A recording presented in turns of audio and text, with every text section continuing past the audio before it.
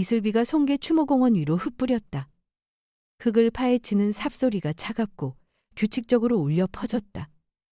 나는 상복 머리띠 너머로 흐릿해진 시야로 말없이 서 있었다. 바로 그때 외투 주머니 속 휴대폰이 울렸다. 화면에 메시지가 선명히 떠올랐다. 나 살아있어. 관 속에 있는 건 내가 아니야. 준호랑 민수 믿지 마. 심장이 쿵 내려앉았다. 숨을 고르기도 전에 준호가 귓가에 바싹 다가와 작지만 단호한 목소리로 말했다. 어머니, 간소한 장례 절차가 합리적이에요. 아버지는 짐이 되고 싶어 하지 않으셨어요. 내일 저희 재정 문제 정리해서 이야기해요. 민수 또한 내 쪽을 흐기 쳐다보며 속삭였다. 보험금 5천만 원은 확인됐으니 걱정 마세요, 어머니. 서지연은 짙은 향수 냄새를 풍기며 희미하게 웃었다. 요양원이 더 적합할 거예요, 어머님. 나는 목이 메어왔지만 시선은 남편의 영정사진에 고정한 채였다. 빗소리가 마치 초입기처럼 들렸다.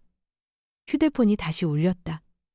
이번에는 비석 옆에 놓인 흰 국화 다발 사진과 함께 메시지가 도착했다. 집에 가. 작업장부터 확인해. 폭발한 적 전혀 없어. 나는 휴대폰을 꽉 쥐었다. 심장이 거세게 요동쳤다. 내 아이들은 오직 돈 이야기뿐이었다. 하지만 저 메시지는 진실의 이름을 부르고 있었다. 나는 애써 평온한 척 나직이 속삭였다. 그래. 오늘은 너희 아버지 편히 가게 두자. 하지만 마음 깊은 곳에서는 알고 있었다.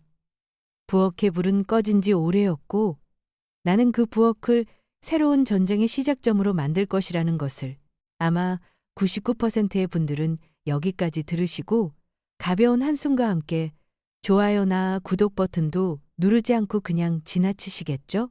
정말 딱 1초면 되는데 말이죠. 지금 당신이 계신 곳은 몇 시인가요?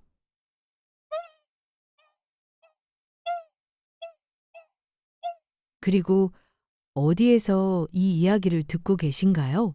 이슬비가 송계 추모공원의 젖은 잔디 위로 얇은 베일처럼 흩날렸다. 흙냄새와 향냄새가 뒤섞여 퀴퀴하고 차가운 기운이 목구멍으로 스며들었다. 이마를 옥죄는 상주 머리띠에 두피가 저릿했다. 정면의 검은 목재 선반 위, 박영수의 영정사진은 흔들리는 촛불 2개 사이에 놓여 있었다. 사진 속 그의 눈은 늘 내 어깨를 어루만지며 웃던 그 모습 그대로 평온했다. 국그릇 가득 채우지 마. 순이야. 내 몫은 좀 남겨둬야지. 관 위로 흙을 퍼붓는 삽질 소리가 사락거리며 낮게 울렸다. 흙 한 겹 한 겹이 내 가슴을 무겁게 내리치는 듯했다. 내가 끌 수 없는 초입기 시계처럼. 순애 언니, 숨 크게 쉬어요. 이미자 언니가 속삭이며 따뜻한 손으로 내 손을 감쌌다. 내 손은 바람에 시든 홍시처럼 차갑고 시퍼렇게 질려 있었다. 나는 고개를 끄덕였지만 차가운 공기는 여전히 명치 아래 뭉쳐 있었다. 준호가 다가왔다. 칼같이 주름 잡힌 검은 코트, 반듯하게 맨 넥타이, 빗방울이 비칠 만큼 반짝이는 구두. 아들은 효심 깊은 아들이 을에 그렇듯 정확한 시간 동안 정확한 힘으로 나를 안아주었다. 민수는 뒤에 서서 배 앞에 손을 모으고 정중하게 고개를 숙이고 있었다. 그 옆에는 새며느리 서지연이 서 있었다. 몸에 딱 붙는 검은 원피스에 하이힐은 진흙잔디에 박혀 있었지만 흐트러짐 없는 자세를 유지했다. 비싼 우산은 공들인 화장이 번지지 않도록 완벽한 각도로 기울어져 있었다. 잠시 맡으면 고급스러웠지만 숨을 더 참으면 목이 메었다. 엄마, 괜찮아요? 준호가 물었다. 목소리는 부드러웠지만 시선은 재빨리 손목시계를 훑었다. 분침이 막 10일을 지나고 있었다. 괜찮아. 쉰 목소리가 나왔다. 다시 삽질 소리가 들렸다. 또 한 겹의 흙이 덮였다. 바로 그 순간 외투 주머니가 짧게 떨렸다. 툭 끊어지는 진동이 누가 손가락으로 튕기듯 갈비뼈를 건드렸다. 나는 화들짝 놀라 고개를 숙이고 소매로 주머니를 가리며 몰래 휴대폰을 꺼냈다. 화면이 밝아졌다. 카톡. 모르는 번호, 이름도 사진도 없었다. 선명하게 떠오른 한 줄의 글씨. 나 살아있어. 나는 그 자리에 얼어붙었다. 주변의 모든 것이 누가 볼륨을 줄인 것처럼 아득해졌다. 초봄의 바람보다 차가운 세 글자. 숨을 고르기도 전에 메시지가 한 줄 더 나타났다. 관 속에 있는 건 나 아니야. 애들 믿지 마. 입술이 굳게 닫히고 혀가 바싹 말라붙었다. 나는 버릇처럼 매끄러운 동작으로 휴대폰을 손안에 감추고 다시 주머니에 밀어 넣었다. 그리고 고개를 들어 억지로 뒤틀린 미소를 지어 보였다. 나 괜찮아. 나는 속삭였다. 내 평생 가장 쉬운 거짓말이었다. 지연의 시선이 스쳐갔다. 아니, 나를 본 게 아니었다. 내 주머니를 보고 있었다. 그 애의 향수 냄새가 다시 풍겨왔다. 이번에는 박하의 싸한 향이 섞여 있었다. 나는 몸을 돌려 바람을 등지고 다시 휴대폰을 꺼내 최대한 낮게 들었다. 손가락이 떨려 양손으로 겨우 타자를 쳤다. 누구세요? 답장이 즉시 도착했다. 말 못해. 보고 있어. 준호, 민수. 믿지 마. 마른 침을 삼켰다. 심장이 미친 듯이 뛰었다. 심장이 몇 번 뛰는 동안에 침묵이 흘렀다. 이윽고 화면이 울렸다. 순이야. 김치국 넘치게 붓지 마. 내 목 남겨둬. 순이야. 오직 영수 씨만이 나를 부르던 이름. 매일 아침 내가 김치국을 뜰 때마다 그는 웃으며 말했다. 그릇 가득 채우지 마. 내 몫은 좀 남겨둬. 기억 속에서 국 냄새가 피어오르고 이 나간 사기 그릇 가장자리에 맺힌 김이 보였다. 나는 알았다. 이 휴대폰을 쥔 사람은 장난을 치는 게 아니었다. 나는 입술을 깨물고 서둘러 타자를 쳤다. 어디 있어요? 왜요? 면도날 같은 답장이 떨어졌다. 말하면 위험해. 장래 빨리 끝낼 거야. 의심해. 집으로 가. 작업장을 먼저 봐. 폭발 흔적 없어. 그리고 누구에게도 말하지 마. 나는 고개를 번쩍 들었다. 준호가 장례 담당자와 상의하고 있었다. 기본 장례로 오늘 안에 끝내주세요. 민수는 흰 봉투를 열어 돈을 다시 세고 있었다. 돈 세는 소리조차 조심스러웠다. 지연은 마치 보험 광고의 한 장면처럼 다정한 손길로 내 어깨의 쇼를 여며주었다. 입은 웃고 있었지만 눈에는 아무런 감정이 없었다. 저녁에 서울로 돌아가야 해서요. 준호가 나를 보며 말했다. 어머니는 먼저 들어가서 쉬세요. 내일 저희 지출을 좀 합리적으로 논의해야 할 것 같아요. 지출이라는 말을 할 때 그의 입술은 굳게 닫혔고 미소 사이로 드러난 하얀 이는 마치 미소로 감싼 칼날 같았다. 나는 얼음물을 마신 듯 차가운 숨을 들이마셨다. 오늘은 영수 씨 편히 가게 두자. 내가 말했다. 찹이 마지막 흙을 퍼부었다. 흙이 나무에 부딪히는 소리는 둔탁하고 거칠었으며 이내 잦아들었다. 누군가 내게 흙 한 줌을 쥐어주었다. 나는 흙을 떨어뜨렸다. 후두둑 흩어지는 소리가 들렸다. 이미자 언니가 훌쩍이며 내 등을 두드렸다. 작은 스피커에서 찬송가가 흘러나왔다. 습기 때문에 찢어진 소리 음표 하나하나가 빗속에서 비틀거렸다. 휴대폰이 다시 울렸다. 사진 한 장. 갓 쌓아 올린 흙무덤 앞에 놓인 흰 국화다발. 아직 이름이 새겨지지 않은 임시 비석의 한 귀퉁이가 보였다. 사진 가장자리에는 갈고리 모양의 흙 자국이 있었다. 방금 내가 구두 끝으로 털어낸 자국과 똑같았다. 사진은 불과 몇 걸음 떨어진 곳에서 찍힌 것이었다. 나는 주위를 둘러보았다. 장례식장 직원, 목사, 친척들. 다음 메시지가 나타났다. 엄마, 울지 마. 끝나면 돈 이야기 나올 거야. 조심해. 미자 언니, 우리 이제 가요. 갈라진 내 목소리가 들렸다. 언니가 고개를 끄덕이며 우산을 건네고 내 팔에 팔짱을 꼈다. 우리는 돌길을 천천히 걸었다. 지연의 구두가 질척거리며 소리를 냈지만 치맛자락을 들어올린 얼굴은 조금도 변하지 않았다. 주차장에 이르자 소나무 향을 머금은 바람이 세차게 불었다. 나는 차에 앉아 조용히 문을 닫았다. 나는 고개를 끄덕였다. 하지만 눈은 말라 있었다. 휴대폰을 열자 대화 내용이 사라지고 없었다. 나는 망연자실했다. 그때 숨김 아이콘이 보였다. 나는 그곳을 눌렀고 모든 메시지가 다시 나타났다. 새로운 메시지가 도착했다. 집에 가면 서랍, 영수 노트, 통장 6개월. 다른 누구도 믿지 마. 나는 글자들을 보며 목이 메었다. 병원에서는 기계 폭발 사고라고 했는데 메시지는 폭발 흔적 없다고 했다. 누가 무덤 사진을 찍었을까? 그리고 왜 발신자는 영수 씨만이 쓰던 순이야라는 호칭을 아는 걸까? 나는 이미자 언니를 곁눈질했다. 언니는 마스크 끈을 고쳐 매느라 여념이 없었다. 하지만 나는 보이지 않는 벽을 똑똑히 느꼈다. 메시지가 사실이라면 나를 지켜보는 자는 아주 가까이 있다. 어쩌면 바로 이 주차장에, 어쩌면 박지성을 가졌을지도 모른다. 차가 움직이기 시작했다. 송계 추모공원은 빗물 젖은 차창 뒤로 희미해졌다. 나는 타자를 쳤다. 당신이라면 내가 뭘 하길 바라요? 마침표 같은 답장이 왔다.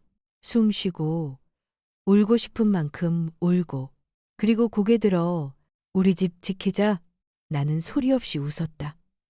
영수 씨는 늘 그런 식이었다. 잠시 약해지는 것을 허락한 뒤 곧바로 강해지라고 다그쳤다. 작업장에서 그가 스패너를 두드리던 소리가 괜찮아 고칠 수 있어라며 내 귓불을 만지던 건조하고 따뜻한 손길이 느껴지는 듯했다. 내일 저희 집 와서 삼계탕 드실래요? 이미자 언니가 물었다. 내일은 봐서요. 나는 휴대폰을 무릎 위에 뒤집어 놓았다. 울지 않았다. 작은 불씨처럼 메시지들이 담긴 주머니에 손을 올렸다. 나는 세기 시작했다. 준호가 몇 번이나 시계를 봤는지, 민수가 기본 장례라는 말을 몇 번이나 했는지, 지연이 어느 손으로 내 쇼를 여며주었는지, 나는 바느질 상자 속 실과 단추를 정리하듯 모든 조각을 줄 세웠다. 멀리서 성당종이 3번 울렸다. 나는 고개를 들었다. 잿빛 하늘, 젖은 마을 길, 진흙바닥에 찍힌 장의차 바퀴 자국이 꺽쇠 괄호처럼 보였다. 내 심장은 더 이상 부서지지 않았다. 낡은 기계에 막 기름칠을 한 것처럼 더 단단하고 느리게 수축하기 시작했다.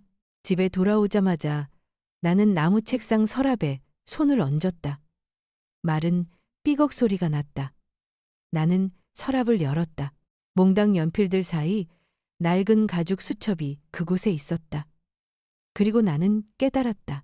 무덤가에서 휴대폰이 울린 그 순간부터 나는 통곡하는 아내가 아니었다. 나는 비밀을 지키는 사람이었다. 나의 아늑한 공간, 부엌과 뚝배기, 도마는 이제 작전실이 되었다. 그리고 어둠은 상복을 뚫고 이 집에 들어와 책상 모퉁이에서 기다리고 있었다. 나는 깊게 숨을 들이쉬고 그 어둠을 똑바로 바라보았다. 그래, 나는 속삭였다. 들어와. 송계리의 아침은 늘 부엌에서 피어오르는 국냄새로 시작되었다. 가느다란 김이 낡은 나무 천장에 글씨를 쓰듯 떠올랐다. 나 김순애는 해가 언덕 너머로 솟기 전에 일어나 아궁이에 불을 지피고 묵은 냄비에 굵은 소금을 조금 넣으며 저 멀리 읍내의 아침 인사처럼 나직이 울리는 완행열차 소리를 듣곤 했다. 꽃문에 창호지를 바른 작은 창문이 바람에 살며시 떨렸고 처마에 매달린 고추다발이 흔들리며 영수 씨가 직접 철사로 굽혀 만든 풍경과 부딪혀 짤랑거렸다. 매일 아침은 단순한 실화노락이 같았지만 그것이 이어져 한평생이 되었다. 박영수를 만난 날도 그런 아침이었다. 운명의 화요일. 나는 어머니가 좋아하시는 말랑한 떡을 만들 쌀가루를 사러 낡은 자전거를 타고 송계리 시장으로 향했다. 앞 브레이크가 쉬어버린 고양이 울음처럼 3번 끽 소리를 냈다. 푸른 페인트가 한 귀퉁이 벗겨진 간판에는 신속수리 정직가격이라는 글씨가 단정하게 손으로 쓰여 있었다. 기름 묻은 손을 한 남자가 문을 열고 나왔다. 빛바랜 회색 작업복 소매는 걷어 올려져 작은 흠집들이 드러나 있었다. 햇볕에 머리카락은 거칠었지만 눈매는 온화하게 웃고 있었다. 뭐 필요한 거 있으세요? 브레이크 소리가 심하네요. 그가 고개를 기울이며 겨우 들릴 듯한 목소리로 말했다. 나는 급하지 않으니 혼자 어떻게든 해보겠다고 말하려 했지만 브레이크가 다시 한번 끽 소리를 냈다. 바로 그 순간 그가 손을 뻗어 핸들을 잡았다. 잠깐만요. 금방 돼요. 단 10분 만에 그는 나사를 풀고 기름때를 닦아내고 줄을 다시 조였다. 두 손은 물 흐르듯 부드럽게 움직였다. 모든 동작에 숨 한 번이 절약되는 듯 했다. 고맙습니다. 얼마예요? 내가 물었다. 그는 입보다 눈이 먼저 웃었다. 아직 소리가 조금 나네요. 내일 지나가시면 한 번 더 조여드릴게요. 오늘은 영수 형님이 쏩니다. 내가 묻기도 전에 스스로 이름을 밝힌 사람은 처음이었다. 나는 그를 따라 시선을 옮겼다.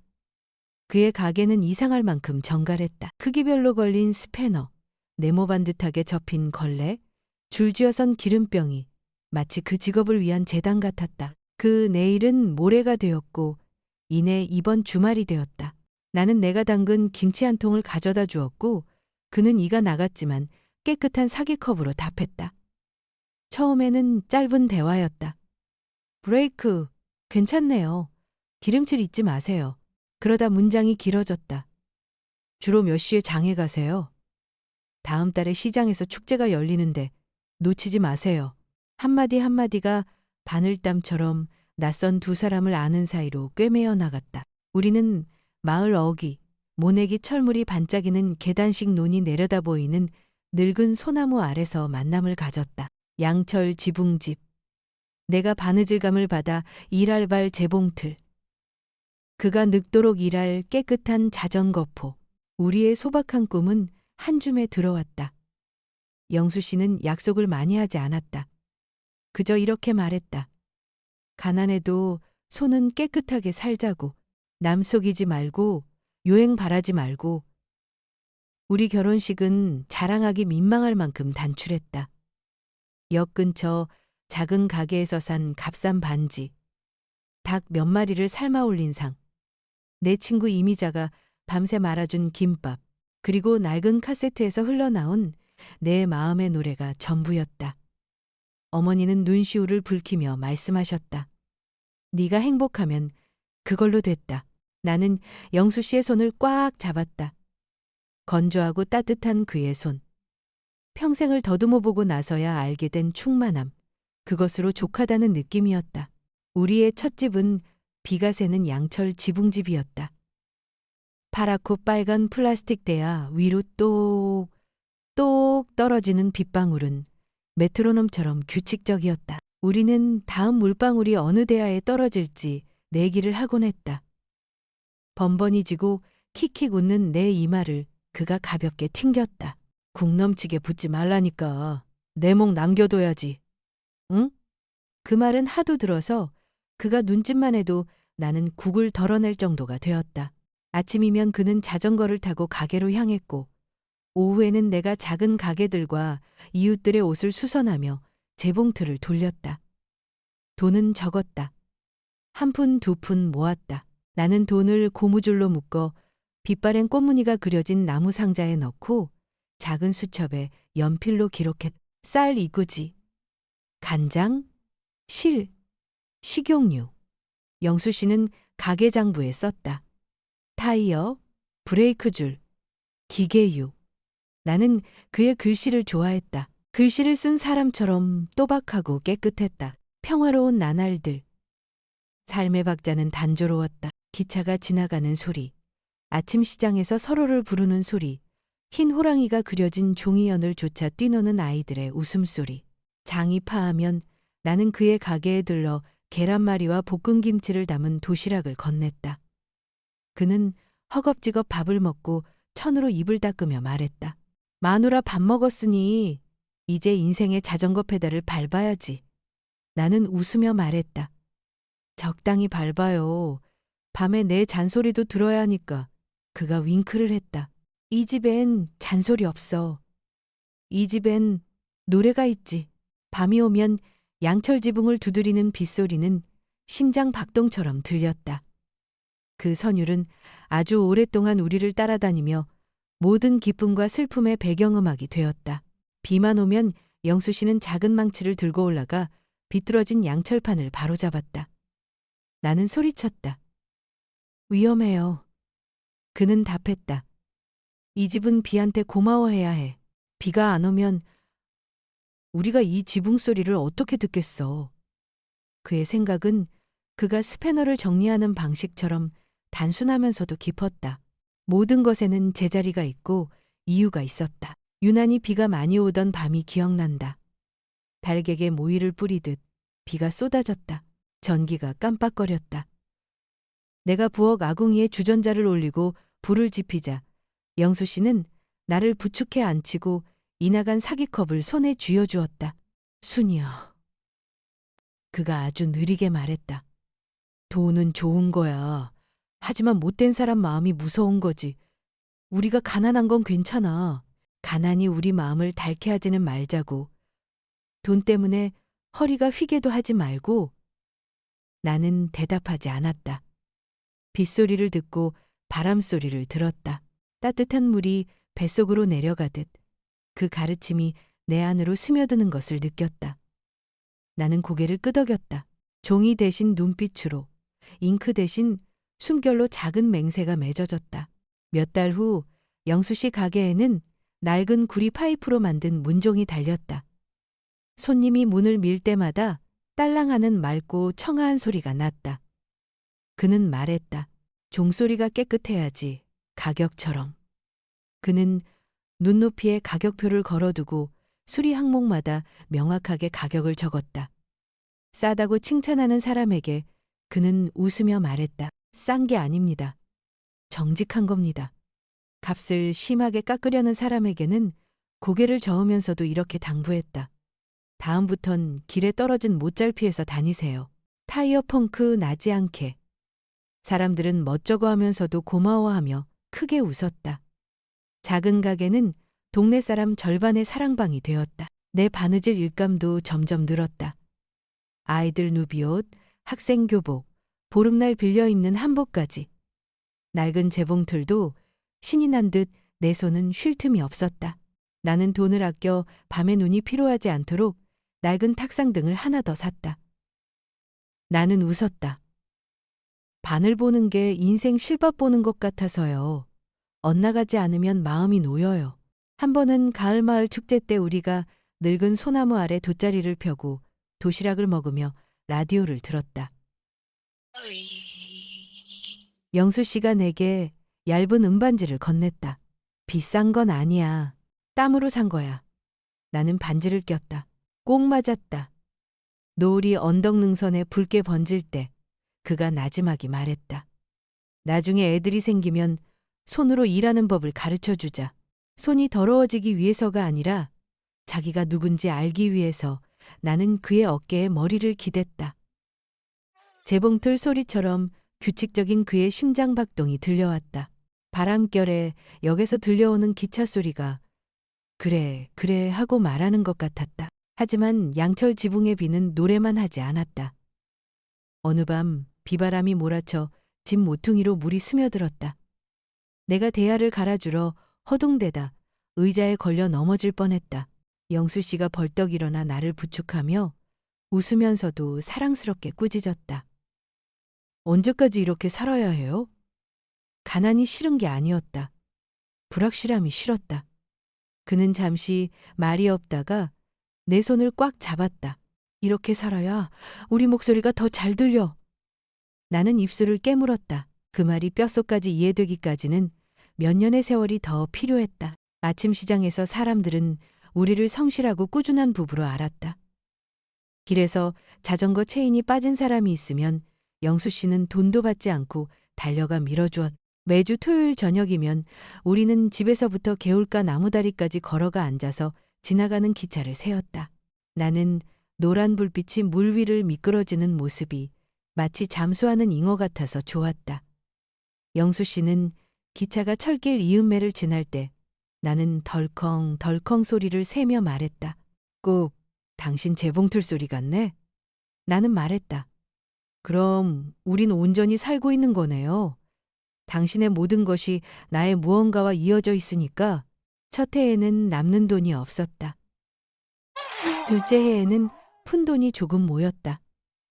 셋째 해에 나는 여름 햇볕이 덜 눈부시도록 옅은 푸른색 커튼을 달았다. 영수 씨는 내가 실과 단추를 정리할 수 있도록 나무 선반을 짜주었다. 기억의 증표들이 차츰 쌓여갔. 매일 아침 쓰는 이나간 사기컵.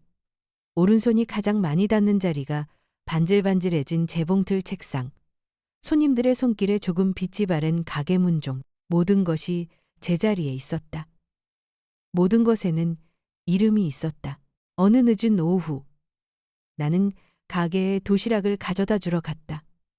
영수 씨가 이웃집 아이 철기에게 타이어에 바람 넣는 법과 밸브 확인하는 법을 가르치고 있었다. 서두르면 안 돼. 모든 것에는 박자가 있는 거야. 나는 문 밖에서 딸랑 종소리를 들으며 생각했다. 내일 우리에게 아이가 생긴다면 이 집은 아이들을 이렇게 가르치겠지.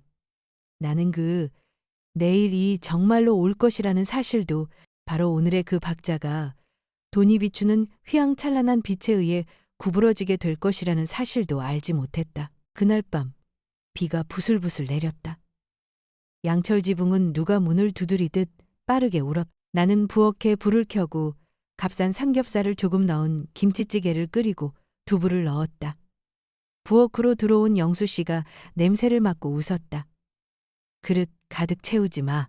내 목 남겨둬. 나는 일부러 국을 넘치게 따랐다가 다시 덜어내며 투덜거리는 척했다.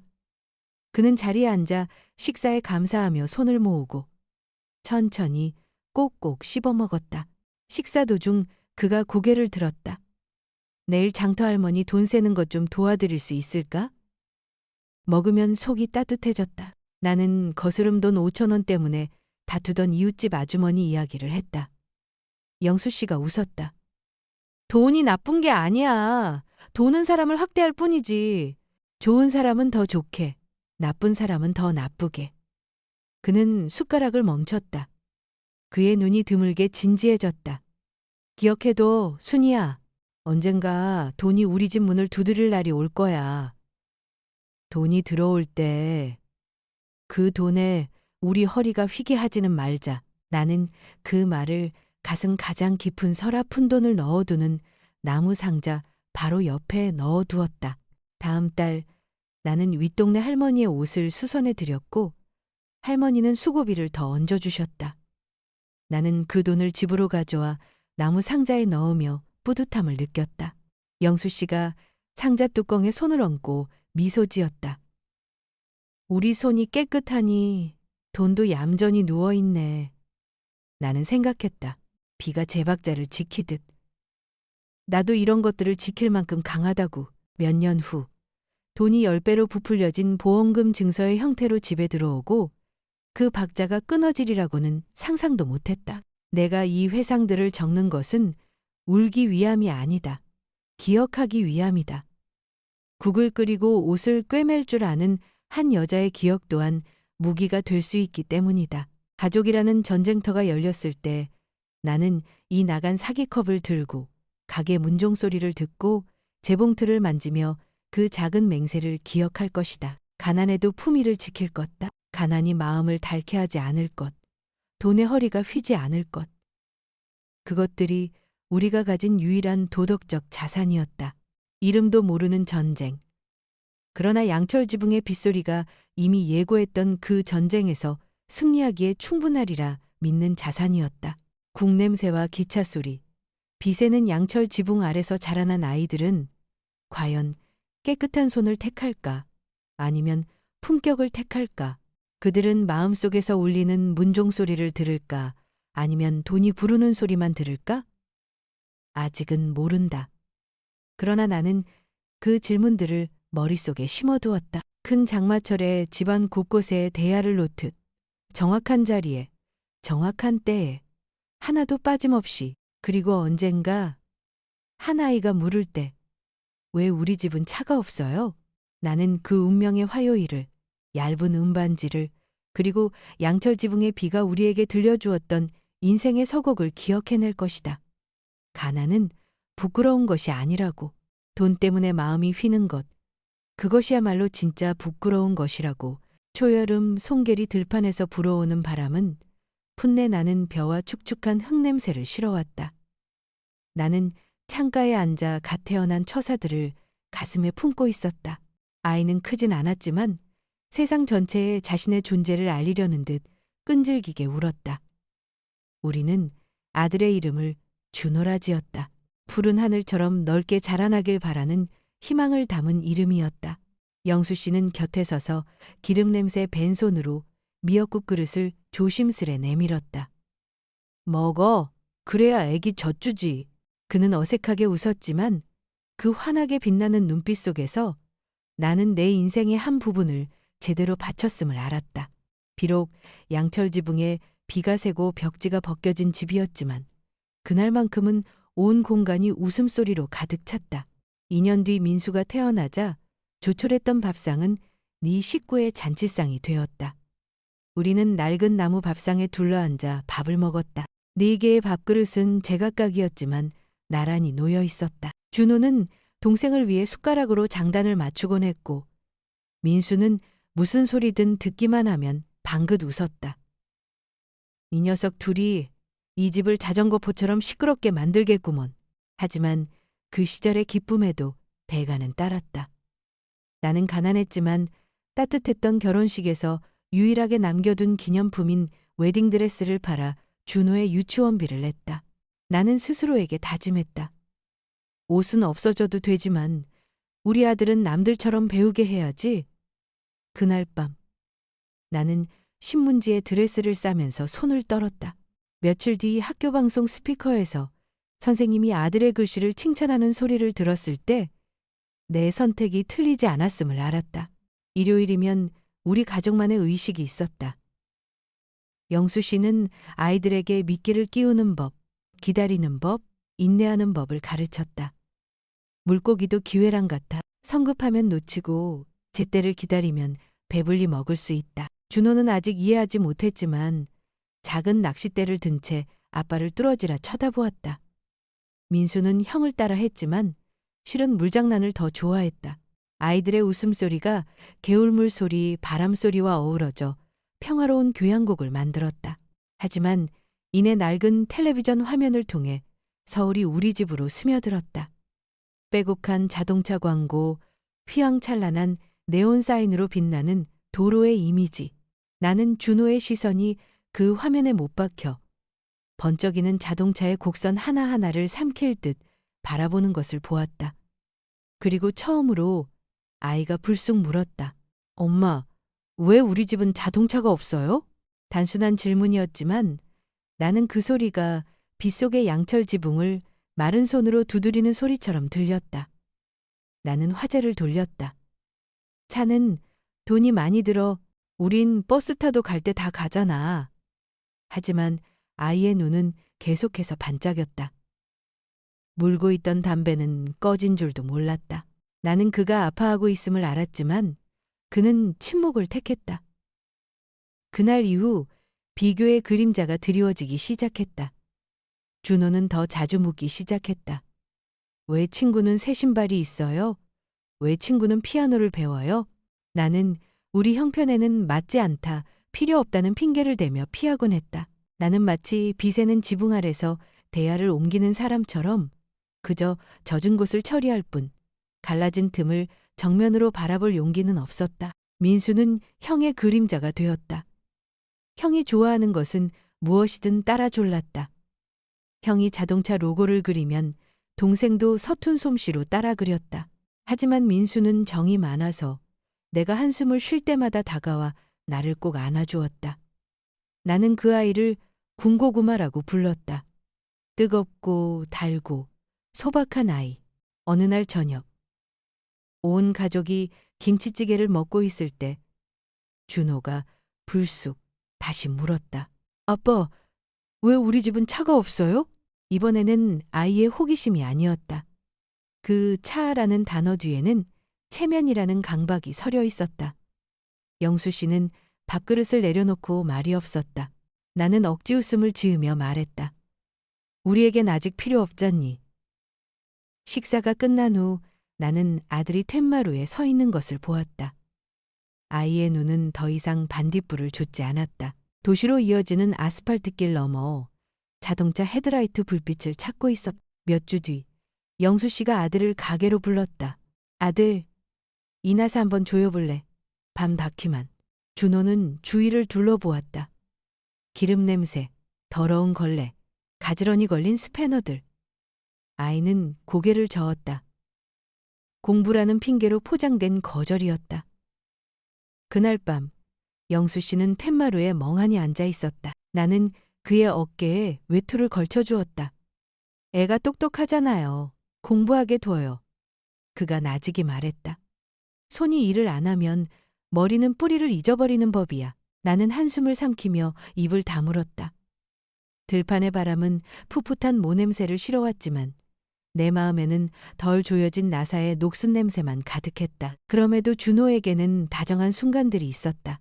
동생에게 더 큰 유부초밥을 양보했고 내 설거지를 도왔으며 이웃 할머니가 길 건너는 것을 부축해드렸다. 하지만 나는 아이의 머릿속 저울이 이미 달라졌음을 알았다. 아이는 명품 가방을 든 선생님은 선망의 목소리로 칭찬했지만 친절한 경비 아저씨에게는 평범한 목소리로 인사했다. 아이가 선방하는 것은 지위였고 아이의 연민은 그저 미소 한 번으로 충분한 것이었다. 어느 밤 내가 등잔불 아래서 옷을 꿰매고 있을 때 지붕 틈새로 빗방울이 떨어져 손등에 닿는 것을 느꼈다. 얼음장처럼 차가웠다. 나는 그 자리에 대야를 놓았다. 규칙적으로 떨어지는 물방울 소리를 들으며 나는 내가 균열이 가기 시작한 지붕과 마주하고 있음을 깨달았다. 대야를 더 놓을 수는 있겠지만 다가오는 폭풍우 전체를 막을 수는 없었다. 나는 아이들을 바라보았다. 준호는 여전히 길거리 가로등처럼 밝은 눈으로 공부에 몰두하고 있었다. 민수는 해진 곰 인형을 꼭 껴안고 깊이 잠들어 있었다. 그리고 영수 씨는 기름 냄새 밴 무거운 잠에 빠져 옅은 코를 골고 있었다. 이 비세는 양철 지붕 아래서 자라난 아이들은 결국 무엇을 선택하게 될까? 아마 언젠가 준호는 우리를 똑바로 보고 말할 것이다. 저는 손에 기름 묻히기 싫어요. 그 말은 아직 오늘 울려 퍼지지 않았지만 나는 이미 왜 우리 집은 자동차가 없어요? 라는 질문 속에서 그 예고를 들었다. 나는 가난했지만 깨끗했던 날들의 증표인 이나간 사기컵을 꼭 쥐었다. 나는 어쩌면 훗날 가족이 전쟁터로 변했을 때 바로 이것이 기억의 무기가 될 것이라는 것을 알았다. 하지만 지금의 나는 평화를 지키기 위해 진실을 외면하는 한 명의 엄마일 뿐이었다. 그러나 내 마음속에는 이미 차갑고 날카로운 경계선이 그어지고 있었다. 그리고 나는 알았다. 그날 버스에서 반짝이던 아들의 눈빛으로부터 우리 가족은 내 손이 아무리 재빨라도 미처 꿰맬 수 없는 비탈길을 미끄러져 내려가기 시작했다는 것을. 송계리에는 햇살이 창틀에 겨우 닿을 무렵이면 갓난아기의 울음소리가 유리 종소리처럼 터져나오는 아침이 있었다. 얇고 맑게 울려 퍼지며 집안의 모든 것을 새로운 진동으로 흔드는 소리였다. 준호가 태어난 아침이 바로 그런 아침이었다. 나는 양철 지붕 아래 침실보다 따뜻한 부엌에서 아이를 안고 있었다. 뜨거운 무국김이 아이의 뺨에 닿도록 그 따스한 냄새가 아이의 첫 기억에 새겨지길 바라면서 영수 씨는 곁에 서 있었다. 익숙한 기름 냄새가 밴 그의 손은 처음 학교에 간 아이처럼 어쩔 줄 몰라 했다. 그는 손을 떨다가 미역국을 반 숟가락이나 쏟고는 낡은 수건으로 황급히 닦아냈다. 아들, 그는 나지기 말하며 눈으로 웃었다. 눈가가 선명한 쉼표 두 개처럼 깊게 패이는 그런 웃음이었다. 그때 우리 집은 가난했다. 돈을 넣어두는 나무 상자를 열 때마다 나는 몇 번이고 돈을 세고 지폐 한 장 한 장을 고무줄로 묶고 쪽지를 끼워 넣어야 했다. 하지만 웃음소리는 끊이지 않았다. 작은 부엌은 무대가 되었다. 준호는 옹알이로 독점 공연을 펼치는 배우였고 영수 씨는 이나간 사기컵 주둥이를 숟가락으로 두드리며 반주를 넣는 악사였다. 그는 아침마다 여전히 말했다. 내 목, 그리고 아들 목 남겨둬야지. 그는 그리고라는 말을 힘주어 말하곤 했다. 이미 초라한 밥상에 새로운 몫이 더해졌다는 것을 새기듯이 일요일은 강가학교가 열리는 날이었다. 영수 씨는 준호를 데리고 마을 뒤편 개울가, 흔들리는 갈대숲 옆에 앉았다. 그는 실에 묶은 병뚜껑을 물에 던져 넣으며 아이에게 인내를 가르쳤다. 봐라, 물이 밀고 당겨도 병뚜껑은 가라앉지 않지? 준호는 아직 이해하지 못했지만 그 나이 아이들에게선 보기 드문 귀 기울이는 눈을 가지고 있었다. 집에 돌아오면 나는 아이가 국물이라도 좀 먹을 수 있도록 평소보다 묻게 김치찌개를 끓였고 그는 내가 급히 먹다 체한다고 잔소리할까봐 평소보다 적게 밥을 펐다. 김치찌개 냄새와 기름 냄새는 보이지 않는 악교처럼 뒤섞여 모든 것에 배어들었다. 식탁보, 커튼, 그리고 우리 머리카락에까지 내가 마당에 이불을 널면 햇살이 그 냄새와 만나 여기가 집이라고 말하는 듯한 온기를 피어올렸다. 2년 뒤 민수가 태어났다. 그날은 비가 흩뿌렸고 양철 지붕은 메트로놈처럼 규칙적으로 울렸다. 나는 대야를 하나 더 놓고 물이 더 심하게 새는 곳에는 더 큰 대야로 바꿔놓았다. 준호가 아빠의 옷소매를 잡아당기며 속삭였다. 동생 우는 소리가 빗소리 같아. 나는 웃음을 터뜨렸다가 이내 피로와 감동의 울음이 터져나왔다. 밥상은 이제 네 식구가 되었다. 이가 나간 낡은 사기그릇 4개가 서로를 마주보는 모습은 비록 결함은 있지만 꼭 들어맞는 네 조각의 퍼즐 같았다. 민수는 크게 울었고 준호는 그 박자에 맞춰 숟가락을 두드렸으며 영수 씨는 고개를 저었다. 이놈들 둘이 이 집을 자전거포처럼 시끄럽게 만들겠군.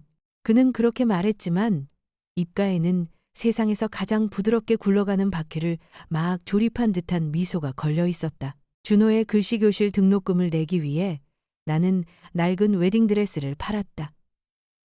추억을 잊었기 때문이 아니었다. 내 아들의 글씨가 아비의 손처럼 깨끗하기를 바랐기 때문이었다. 나는 신문지에 드레스를 곱게 접어 읍내로 나갔다. 가게 주인은 무심하게 값을 깎았고 나는 더 흥정하지 않았다. 돈을 받아 들고 돌아와 나무 상자를 열고 지폐 다발 사이에 그 돈을 밀어 넣었다. 마치 비밀을 숨기는 것처럼 손이 떨렸다. 그날 밤 민수를 재우고 있는데 옆에 누운 준호가 깨끗한 종이 위에 연필로 가, 나, 다를 따라 쓰고 있었다. 나는 아이의 눈에서 불꽃을 보았다. 마구 타오르는 불이 아니라 무언가가 되고 싶어하는 열망의 불꽃이었다. 나는 아이의 이마에 손을 얹었다. 따뜻했다. 열나면 안 돼. 나는 말했다. 나는 그때는 몰랐다. 그 열은 아이가 자라도 식지 않고 지위에 대한 열망으로 변하리라는 것을. 영수 씨는 기술자다운 방식으로 아들을 사랑했다. 손으로 가르치고 끈기 있게, 소란스럽지 않게. 그는 준호를 무릎에 앉히고 펌프 페달을 돌려보게 하고 밸브는 왜 일직선으로 맞춰야 하는지, 나사는 왜 너무 꽉 조이면 안 되는지를 설명해 주었다. 민수는 옆에 서서 형을 따라하며 방긋 웃었다. 어느 날 준호가 물었다. 아빠 손에서는 왜 맨날 기름 냄새가 나요? 그는 답했다. 아빠 손은 일 끝나면 다른 데 안 들르고 곧장 집으로 오거든. 그 모호한 대답이 먼 미래를 향한 말이기도 하다는 것을 나는 알았다. 우리는 6시 반에 저녁을 먹었다. 반찬이 넘쳐난 적은 없었지만 맛과 향은 충분했다. 나는 아이들에게 맵지 않은 김치를 골라주었고 아이들은 내 시선을 의식하며 코를 찡긋거리면서도 밥을 먹었다. 식사 후에는 내가 옛날 이야기를 들려주었다. 모자 쓴 돼지, 우렁왕자. 어떤 날은 졸음을 이기지 못해 결말도 없이 이야기가 끝나기도 했다. 민수는 금방 잠이 들었지만 준호는 마지막 문장까지 눈을 뜨고 있었다. 그 2가지 욕심은 한 번도 금지된 적이 없었다. 초등학교에 들어가자 준호는 공부를 잘했다. 교내 방송에서 선생님이 칭찬했다. 박준호 학생이 전교에서 글씨를 가장 예쁘게 씁니다. 준호가 상장을 들고 집에 돌아왔다. 아이의 눈은 마치 그 안에 등불을 켠 듯 빛났다. 나는 아이를 안았고 눈시울이 뜨거워졌다. 영수 씨는 뒤에 서서 아들의 어깨를 한번 툭 쳤을 뿐 별말을 하지 않았다. 그는 칭찬이 아이를 교만하게 만들까 두려워했다. 아버지의 자부심이란 때로 등 뒤에 맺히는 이슬 같은 것이었다. 그리고 낡은 텔레비전 화면을 통해 서울이라는 도시가 우리 집으로 흘러들기 시작했다. 준호는 화면에 바싹 다가가 코가 유리에 닿을 듯했고 무심코 허공에 자동차 로고를 그리고 있었다. 내가 아이의 전기 시력 검사를 위해 버스를 탔을 때 돌아오는 길에 아이는 창문에 머리를 기대고 짙은 페인트로 칠해진 광고판들을 바라보았다. 왜 우리 집은 자동차가 없어요? 그 목소리는 오늘 저녁 뭐예요? 라고 묻는 것처럼 평범했지만 자동차라는 단어는 내 안의 어딘가를 건드려 마른 균열 소리를 냈다. 내 숨이 한 박자 멎는 것을 느꼈다. 나는 딴청을 부렸다. 자동차는 뜨거운 국을 담을 수 없지만 버스는 사람을 담을 수 있잖아. 어리석은 비유였다. 준호는 살짝 웃었다. 나는 몰래 영수 씨를 쳐다보았다. 그는 말이 없었다. 거의 다 조여진 나사처럼 반 바퀴의 여지를 남긴 침묵이었다. 그의 침묵은 동의가 아니었다. 내게 상처를 주지 않으려는 한 걸음의 물러섬이었다. 그날 이후 비교의 그림자가 머리카락처럼 가늘지만 어디에든 걸리는 성가신 존재가 되어 집안에 스며들었다. 준호가 물었다. 왜? 친구 외투에는 로고가 있어요? 나는 답했다. 그의 엄마가 로고 박는 걸 좋아하나 보지. 아이가 물었다. 왜? 친구는 피아노를 배워요? 나는 말했다. 그 집이 피아노 학원이랑 가까워서 그런가 봐. 나는 진짜 대답을 피했다. 양철 지붕 틈새로 들이치는 비를 피하듯 젖지 않으려고 대야를 다른 곳으로 옮길 뿐 구멍 자체를 정면으로 바라보지는 못했다. 민수는 자연스럽게 형을 모방했다. 준호가 새 운동화를 사달라고 조르면 민수도 따라 졸랐다. 형이 종이에 자동차 로고를 그리면 동생도 서툴게나마 똑같이 그렸다. 민수는 벽에 비친 두 번째 그림자였다. 형태는 같았지만 색은 옅었다. 그 대신 아이는 정이 많아서 내가 한숨 쉬는 척만 해도 달려와 나를 꼭 안아주었다. 나는 그 아이를 엄마의 군고구마라고 불렀다. 뜨겁고 달고 소박했다. 어느 일요일 낚시터에서 영수 씨는 평소처럼 두 아들을 개울가로 데려갔다. 그는 낚싯줄을 던지고 물살이 한번 흔들릴 때까지 기다렸다. 낚아채는 법을 가르쳤다. 준호는 조급해하며 일찍 낚싯대를 당겼고 미끼는 떠내려갔다. 민수가 깔깔 웃었다. 영수 씨는 꾸짖지 않고 비유를 들었다. 물고기는 기회랑 같아. 서두르면 미끼만 잃고 제때를 기다리면 배불리 먹을 수 있지. 준호는 평소보다 적게 먹고 도시로 향하는 길이 보이는 창밖만 쳐다보았다. 아이의 눈은 새로운 방식으로 빛나고 있었다. 상장을 받았을 때와는 다른 더 큰 무대의 부름을 받은 듯한 눈빛이었다. 그달 학교에서 방과 후 클럽 활동이 시작되었다. 나는 아들이 숫자를 좋아하니 수학반에 넣고 싶었지만 학교 축제 때 작은 가게를 운영하는 법을 배우는 곳이었다. 준호는 솜사탕을 팔았다. 스스로 색을 바꾸고 이름을 짓고 2+1 행사까지 기획했다. 축제가 끝난 날 아이는 동전이 가득 든 상자를 들고 와 바닥에 쏟아부었다.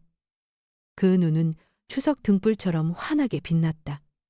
영수 씨가 아들의 어깨를 두드렸다. 잘했다. 하지만 돈 다 세면 이제 그만 자거라. 준호가 답했다. 조금만 더 세고 싶어요.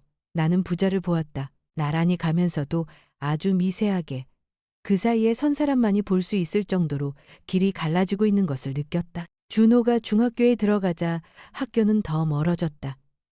나는 아침마다 김밥을 싸서 책가방에 넣어주며 손으로 쓴 작은 쪽지를 함께 넣었다. 급히 먹지 마라. 마실 물 남겨두고. 내가 영수 씨에게 김치찌개에 대해 말했듯 나는 아들에게 물에 대해 말했다. 나는 아이가 절제를 기억하길 바랐다. 어느 날 아이가 그 쪽지를 돌려주며 웃었다. 엄마, 이제 말 안 해주셔도 돼요. 나는 기뻤고 동시에 마음이 허전했다. 그 말이 작은 작별 인사처럼 들렸기 때문이다. 그리고 첫 번째 균열의 조짐이 나타났다. 어느 날 저녁 내가 김치찌개를 데우고 있을 때 여전히 기름 냄새를 풍기며 영수 씨가 퇴근했다. 준호가 담담한 목소리로 물었다. 왜 우리 집은 차가 없어요? 이 질문은 버스에서 했던 것과는 달랐다. 이번에는 차라는 단어 뒤에 체면 뒤면이 있었다. 나는 그것을 들었다. 막아두었다고 생각했던 양철 지붕 틈새로 기어코 바람이 새어 들어오는 소리처럼 영수 씨는 밥그릇을 내려놓고 침묵했다. 그는 나를 보고 아들을 보았다. 내가 말했다. 차는 돈이 많이 들어. 우린 아직 필요 없어. 준호는 고개를 끄덕이고 더는 따지지 않았다. 하지만 식사 후 아이는 툇마루에 서 있었다. 주머니에 손을 찔러 넣고 몸을 살짝 기울인 자세가 낯설었다. 내가 빨래를 널러 나가다 곁눈질로 보니 아이의 시선은 어둠을 꿰뚫고 있었다. 반딧불이 아니라 헤드라이트 불빛을 찾는 눈이었다. 몇 주 뒤 영수 씨가 준호를 가게로 불렀다. 아들, 내려와서 솜씨 좀 보여줘봐라. 그는 브레이크 줄이 끊어진 작은 자전거를 준비해 두었다. 간단한 일이었다. 준호는 주머니에 손을 넣은 채 문가에 서 있었다. 아이는 주위를 둘러보았다. 기름 냄새, 더러운 걸레, 나란히 걸린 스패너, 마른 흙 자국이 남은 시멘트 바닥. 뒤따라온 민수의 눈은 반짝였다. 저 공부해야 해요. 준호가 부드럽게 말했다. 나는 성적으로 포장된 거절을 들었다. 민수가 망설였다. 아빠, 저는... 아이는 형을 보더니 이내 움츠러들었다. 가게에 대한 거절, 가치의 단절을 알리는 씨앗이 너무도 가볍게 떨어져 귀 기울이지 않으면 누구도 듣지 못할 만큼 작은 소리를 냈다. 그날 밤 영수 씨는 툇마루에 앉아 하늘을 보았다. 나는 외투를 가져와 그의 어깨에 걸쳐 주었다. 애가 똑똑하잖아요. 나는 위로의 말을 건넸다. 공부하게 둬요. 그가 고개를 끄덕였다. 그래, 공부해야지. 하지만 손이 일을 영 안 하면 머리는 잊어버리게 돼. 그는 뿔이라는 말을 끝내 삼켰지만 나는 그 말을 들었다. 나는 그의 어깨에 머리를 기댔다. 들판에서 불어오는 바람이 풋풋한 모냄새를 실어왔다. 문득 나는 내가 진실을 외면하고 있다는 것을 깨달았다. 나는 공부 잘해서 시험부터 인생 역전이라는 삼각공식을 우산처럼 펼쳐들었다. 하지만 그 비는 하늘에서만 내리는 것이 아니라 땅 밑에서부터 스며 올라오고 있었다. 나는 내 아들을 악인으로 만들고 싶지 않다. 민수에게 줄 유부초밥을 사와서 더 큰 것을 동생에게 주었고 시키지 않아도 내 설거지를 도왔으며 하지만 아이의 머릿속 저울은 이미 달라져 있었다. 나는 아이가 선생님 명품 가방 멋있다고 말할 때는 선망의 눈빛을 하고 경비 아저씨는 참 친절해라고 말할 때는 평범한 목소리라는 것을 들었다. 아이의 눈을 멀게 하는 것은 지위였고 아이의 마음을 따뜻하게 하는 것은 그저 미소 한 번으로 족한 것이 되어버렸다. 깊은 밤 나는 등잔불 아래서 바느질을 하며 한 땀 한 땀 바늘을 놀렸다. 민수는 잠들었고 준호는 공부하고 있었으며 영수 씨는 옅은 코를 골았다. 나는 오래전 양철 지붕의 빗소리를 이나간 사기컵 위에서 했던 작은 맹세를 떠올렸다. 나는 자문했다. 양철 지붕 아래서 자란 아이들은 무엇을 선택할까? 그들은 마음속에서 울리는 가게 문종의 딸랑 소리를 들을까? 아니면 도시의 시계가 등급을 향해 제깍거리는 소리만 듣게 될까? 갑자기 남아있던 지붕 틈새로 빗방울 하나가 떨어져 내 손등을 때렸다. 얼음장처럼 차가웠다. 나는 또다시 근본을 고치기보다 증상을 처리하고 있다는 것을 알았다. 하지만 때로는 지붕을 고칠 기술자를 찾기 전에 집안을 마른 상태로 유지하는 것이 우선순위라는 것도 알았다. 나는 반지꼬리를 덮고 등불을 껐다. 그리고 일어섰다. 어둠 속에서 준호가 뒤척이는 소리가 들렸다. 지위 때문에 빛나던 눈. 그 눈빛은 아이를 가게에서, 재봉틀에서, 아침국 냄새에서 떠나게 하여 기름 냄새는 없지만 다른 냄새가 진동하는 곳으로 이끌 것이다. 다음 날 아침 영수 씨가 다시 아들을 불렀다.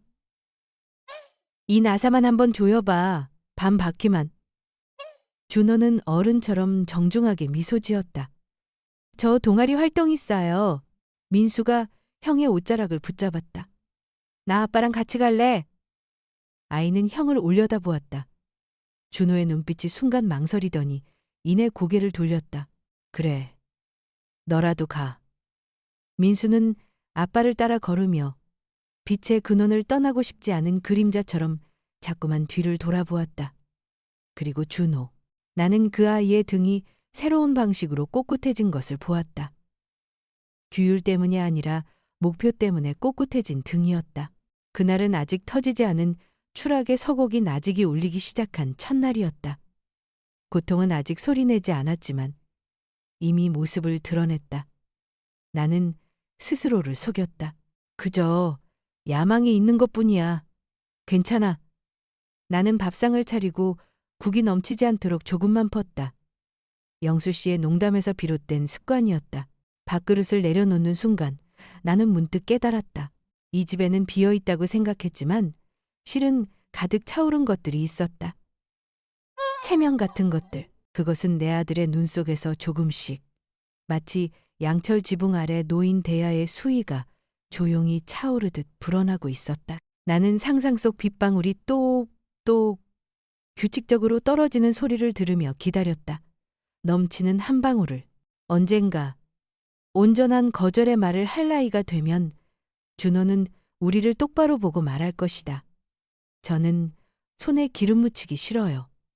나는 오늘 밤 그 말을 듣지는 못했다. 하지만 왜 우리 집은 자동차가 없어요? 라는 질문 속에서 그 예고를 들었다. 그리고 저 바깥 어딘가에서 도시는 아들의 여정을 위해 파란 신호등을 켰고 우리의 여정을 위해서는 빨간 신호등을 깜빡이고 있었다. 나는 부엌으로 돌아가 이나간 사기컵에 손을 얹었다. 차가웠다. 나는 그 차가움을 옛날의 증거처럼 끌어안았다. 어쩌면 훗날 이 사소한 것들, 사기컵, 재봉틀, 가게 문종이 나의 기억의 무기가 될지도 모른다. 하지만 지금의 나는 저녁 식사의 평화를 지키기 위해 진실을 외면하는 한 명의 엄마일 뿐이었다. 나는 밥상을 들고 툇마루로 나가 소리쳤다. 얘들아, 밥 먹어라. 내 목소리는 여전히 따뜻했다. 하지만 그 밑바닥에는 날카로운 경계선이 그어져 있었다. 그리고 나는 알았다. 그 눈빛이 버스 창문을 통해 밖을 본 그날부터 우리 집은 내 손이 아무리 재빨라도 미처 꿰맬 수 없는 비탈길을 미끄러져 내려가기 시작했다는 것을. 서지연이 우리 집 툇마루에 처음 발을 들인 날. 막 비가 그쳤다. 갈색 흙은 아직 물러 있었고 진흙 자국은 채 마르지 않았다. 그녀는 몸에 딱 붙는 붉은 원피스를 입고 뾰족한 하이힐을 신고 있었다. 구두굽을 들어올릴 때마다 진흙이 질퍽하고 작은 소리를 내며 달라붙었다. 마치 우리 집이 그녀를 문 밖에서 붙잡아 두려는 듯이. 하지만 그녀는 도시의 예의 바른 미소를 지으며 카펫을 밟듯 툇마루를 넘어섰다. 그녀의 향수 냄새가 부엌으로 스며들어 뚝배기 안에서 아직 온기가 남은 김치 냄새를 덮어버렸다. 순간 부엌의 불이 꺼진 듯한 느낌이 들었다. 어머니, 이쪽은 지연이에요. 준호가 그녀를 떠받들 듯한 목소리로 말했다. 어머니의 미래 며느리요. 나는 고개를 숙였다.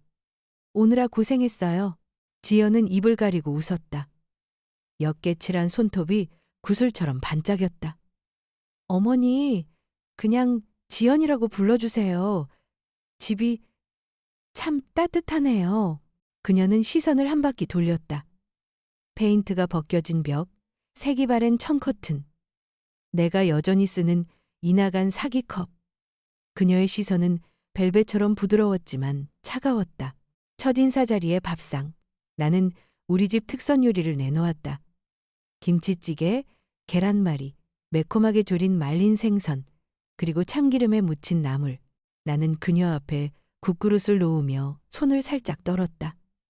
변변찮지만 시골 밥상이에요. 어머님, 저 집밥 정말 좋아해요. 그녀는 숟가락을 들어 국물 끝에 살짝 댔다가 마음에 들지 않는 장기말을 옮기듯 고기 덩어리를 그릇 가장자리로 밀어냈다. 다음에는 우리 밖에서 먹어요, 오빠. 그 말은 달콤한 데이트 약속처럼 가볍게 던져졌지만 밥상 위로 툭 하고 떨어졌다. 집에서 먹는 게 더 따뜻하지. 영수 씨가 차분한 목소리로 말했다. 그는 허리를 꼿꼿이 세우고 굳은 살 박인 건조한 두 손을 무릎 위에 올려놓고 있었다. 지연은 미래의 시아버지를 보며 눈을 휘어 미소 지었다. 그럼요, 아버님. 하지만 두 분 연세도 있으시니 이제...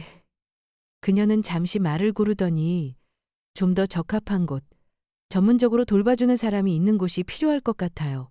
그녀는 적합한 곳이라는 말을 꿀을 따르듯 느리게 말했지만 그 안에 숨겨진 요양원이라는 단어는 칼날처럼 번뜩였다. 심장이 오그라드는 것을 느꼈다. 우리 집이 적합한 곳이야.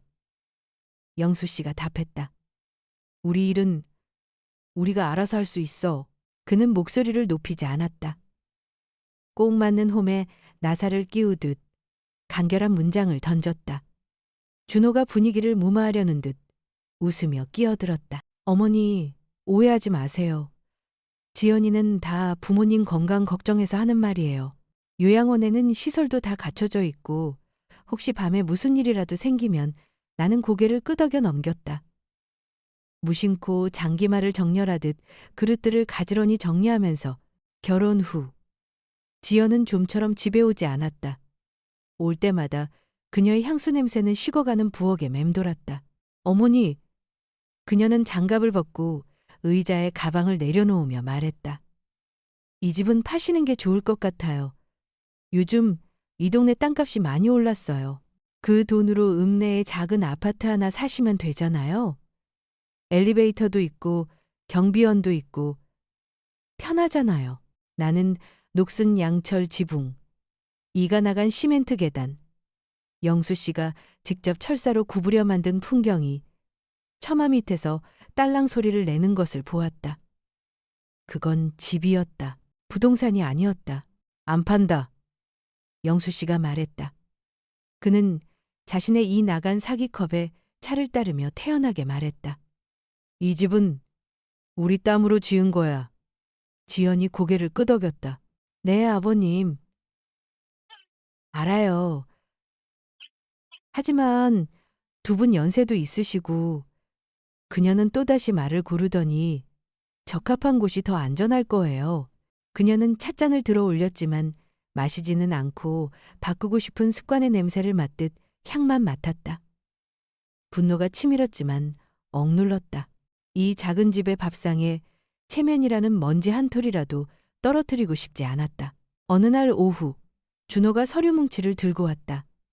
두꺼운 표지, 금속 장식, 보험회사 로고가 밝혀 있었다.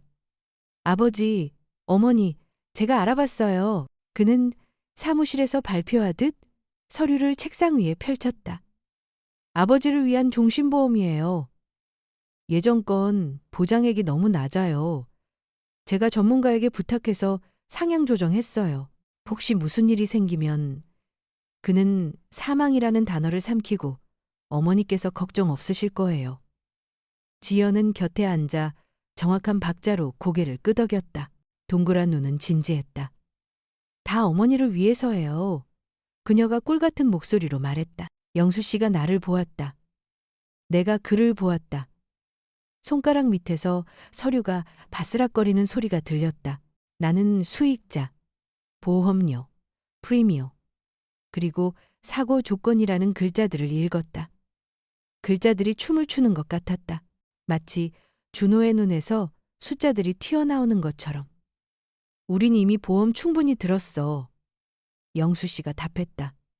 더 드는 건 탐욕이야. 준호가 이성적인 미소를 지었다. 아버지, 그건 구식 생각이에요. 요즘은 리스크 관리를 해야 해요. 지연이 덧붙였다. 어머니를 위해서도요. 아버님 하시는 일이 위험하잖아요. 그녀는 시아버지의 기름 묻은 손에 꼬리표를 붙이듯 위험이라는 단어를 강조했다. 나는 행주를 꺼내 나무 책상 위를 아주 천천히 닦았다. 모욕의 흔적을 지우려는 듯 했지만 사실은 기억하기 위해서였다. 누가, 어느 문장에서 어떤 단어를 썼는지. 김순애는 말했지. 정보는 무기라고. 어느 일요일, 지연이 파스텔톤 마카롱 상자를 들고 찾아왔다. 어머니, 그녀는 기쁨을 사려는 듯한 목소리로 말했다. 시내에 아주 좋은 요양원이 있어요. 제 친구가 얼마 전에 외할머니를 모셨는데 직원들도 친절하고 방도 밝고 음악 치료도 해준대요. 어머니도 한번 가보세요.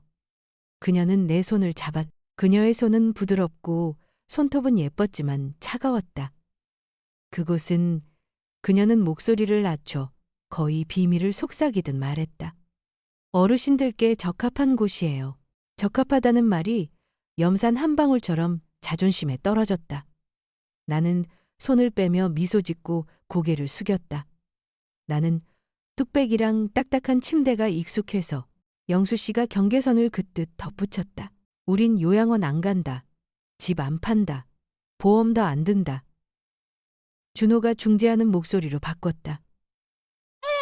아버지, 너무 고집 부리지 마세요. 제가 다 가족의 미래를 보고 하는 일이잖아요. 옆에 앉아있던 민수가 맞장구를 쳤다. 형 말이 맞아. 요즘은 자산 관리를 해야 문명인이지. 민수는 원래 줏대가 없어서 어떤 바람이 불든 그쪽으로 기울었다. 그는 지연에게 차를 따라주며 마치 어떤 계획을 돕는 듯 조급한 눈빛을 했다. 그날 저녁, 우리 집 부엌은 불이 꺼져 있었다. 지연이 외식을 제안했다. 우리는 읍내에 새로 생긴 퓨전 레스토랑에 갔다. 노란 조명, 반짝이는 나무 테이블, 두꺼운 종이 메뉴판. 영수 씨는 메뉴판을 읽고 말이 없었다. 내가 말했다. 나는 뜨거운 국물 좀 줘요. 직원이 당황하며 말했다. 저희 가게에는 국물 요리가 없습니다. 나는 속으로 웃었다. 내 국은 이제 이 세상에는 낡은 것이리라. 계산할 때 준호가 나서서 카드를 내밀었다. 두 분은 신경 쓰지 마세요. 그는 카드를 꺼내 단말기에 대었고 삑 하는 간결한 소리가 났다. 나는 반짝이는 테이블 표면에서 얼룩지고 흐릿한 내 얼굴을 보았다. 집에 돌아와 나는 말없이 설거지를 했다. 지연의 향수 냄새는 여전히 맴돌며 사라지지 않았다. 창문을 열어 바람을 들여보내자 철사 풍경이 저항하듯 딸랑 소리를 냈다. 그 후 며칠 동안 준호는 계속해서 설득했다. 어머니, 팔지 않으시면 임대라도 줘서 수입을 만드세요. 제가 대신 투자해 드릴게요. 지연은 모델하우스 링크를 보내며 말했다. 개별 난방에 깨끗하고 양철 지붕집처럼 습하지도 않아요. 어머니 친구분들도 거기 많이 사세요. 친구분들. 내 기억이 가로막았다. 이미자, 언니, 아침시장, 가게문종. 나는 새로운 친구가 필요 없었다. 그리고 보험 서류 뭉치가 다시 책상 위에 놓였다. 이번에는 더 두꺼웠다. 준호는 재정적으로 완벽한 논리로 말했다. 아버지, 늘어나는 보험료는 제가 낼게요. 만에 하나. 그는 또다시 죽음이라는 단어를 삼켰다. 어머니께서 좋은 간병 서비스를 받으실 수 있어요. 지현이 고개를 기울였다. 다 어머니를 위해서예요, 아버님. 그녀는 어머니라는 말을 금고를 여는 열쇠처럼 사용했다. 영수 씨는 똑바로 쳐다보았다. 돈으로는 효쇼를 살 수 없어. 그는 한자를 돌멩이처럼 뱉어내며 천천히 말했다. 지연이 웃었다. 눈에는 웃음기가 없는 미소였다. 저희는 효를 사는 게 아니에요. 효가 지속 가능하도록 시스템을 만드는 거죠. 나는 추위를 느꼈다. 맨손에 쇠붙이가 닿는 듯한 추위. 나는 서류 뭉치를 가볍게 접어 아들 쪽으로 밀었다. 손이 떨린 것은 무거워서가 아니라 그 손길이 섬뜩해서였다. 나는 정중한 표면 아래에서 새 많은 소리를 들었다. 예전처럼 양철 지붕의 빗소리를 새는 것이 아니라 목숨을 새는 소리였다. 나는 행주를 책상 위에 올려놓고 새로 생긴 광택을 들여다보았다. 가면을 비추기에 충분한 광택이었다. 그날 밤 나는 잠을 이루지 못했다. 영수 씨는 텐마루에 등을 돌리고 앉아 드물게 담배를 피우고 있었다. 무슨 생각해? 그가 물었다. 보상금 컴펜세이션 생각? 나는 고개를 저었다. 계획 냄새가 나요. 그래. 그가 말했다. 이 집에서 3번이나 거절했으니 이제 다른 길로 돌아오겠지. 밤바람이 풍경에 부딪혀 차갑게 흔들렸다. 나는 그의 등에 기댔다. 내 머릿속 이정표들이 선명하게 떠올랐다. 어르신께 적합한 곳. 첫 번째 칼. 보험 증액. 두 번째 칼. 집 매매. 임대 세 번째 칼. 모든 것이 벨벳으로 포장되어 있었다.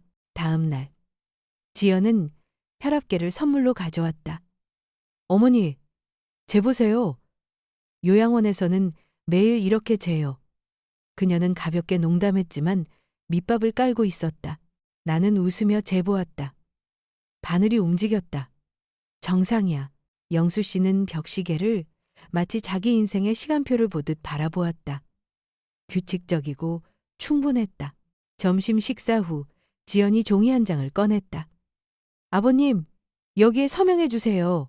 보험갱신 동의서예요. 나머지는 제가 다 알아서 할게요. 나는 몸을 기울여 종이 모서리를 잡고 눌렀다. 어머니가 먼저 읽어볼게. 나는 한 줄 한 줄 작은 글씨까지 천천히 읽었다. 작업장 사고 시 보상 증액, 수익자 변경. 안에 우선 나를 위한 것처럼 들렸다. 하지만 그 아래 작은 주석이 보였다. 아내가 자격 미달일 경우에 대체 수익자. 장남. 나는 머릿속에 표시했다. 주석이야말로 진짜 못이었다. 서명 안 한다. 영수 씨가 말했다. 그는 종이를 가볍지만 망치처럼 단호하게 되밀었다. 준호가 화해를 청하듯 웃었다. 아버지, 고집 부리지 마세요.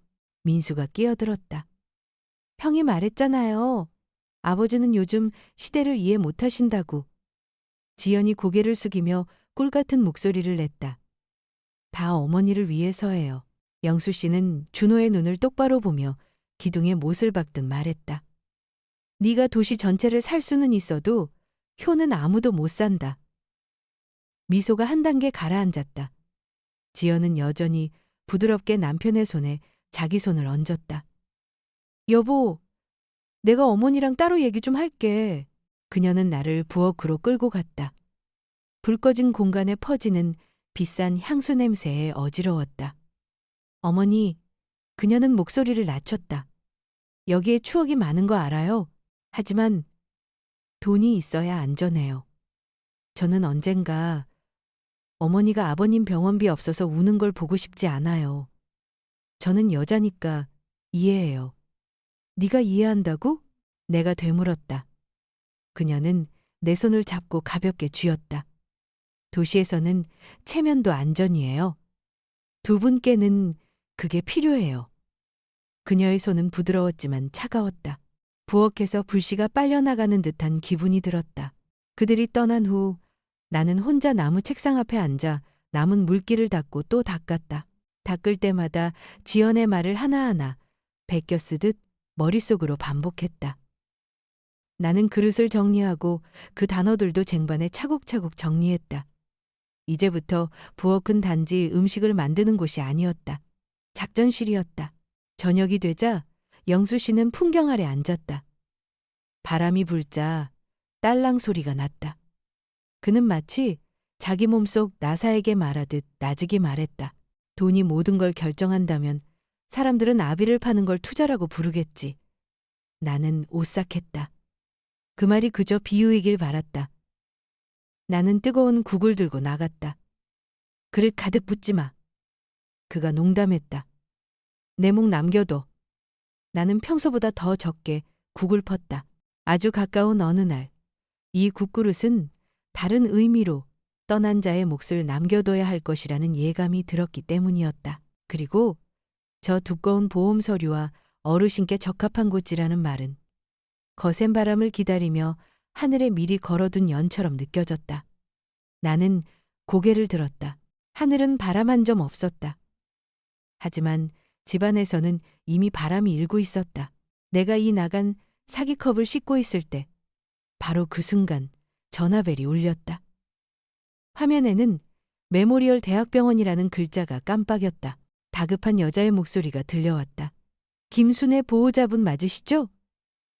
내 손이 멈칫했고 컵이 수도꼭지에서 미끄러져 쨍 하는 등골 서늘한 소리를 냈다. 사고요? 네. 상태가 위중합니다. 손의 감각이 사라지고 다리가 풀렸다. 나는 이미자 언니에게 전화를 걸었다. 언니는 5분 만에 달려와 내 어깨에 얇은 외투를 걸쳐주었다. 차는 비에 젖은 들판을 가로질러 내달렸고 바람이 유리창 틈새로 새어 들어와 날카로운 소리를 냈다. 눈물이 나지 않았다. 마치 고장난 재봉틀 바늘처럼 머릿속에서는 한 문장만이 계속해서 반복되었다. 어째서 사고란 말인가? 대학병원에 도착했을 때 뜻밖에도 준호와 민수가 중환자실 문 밖에 서 있었다. 너무 빨랐다.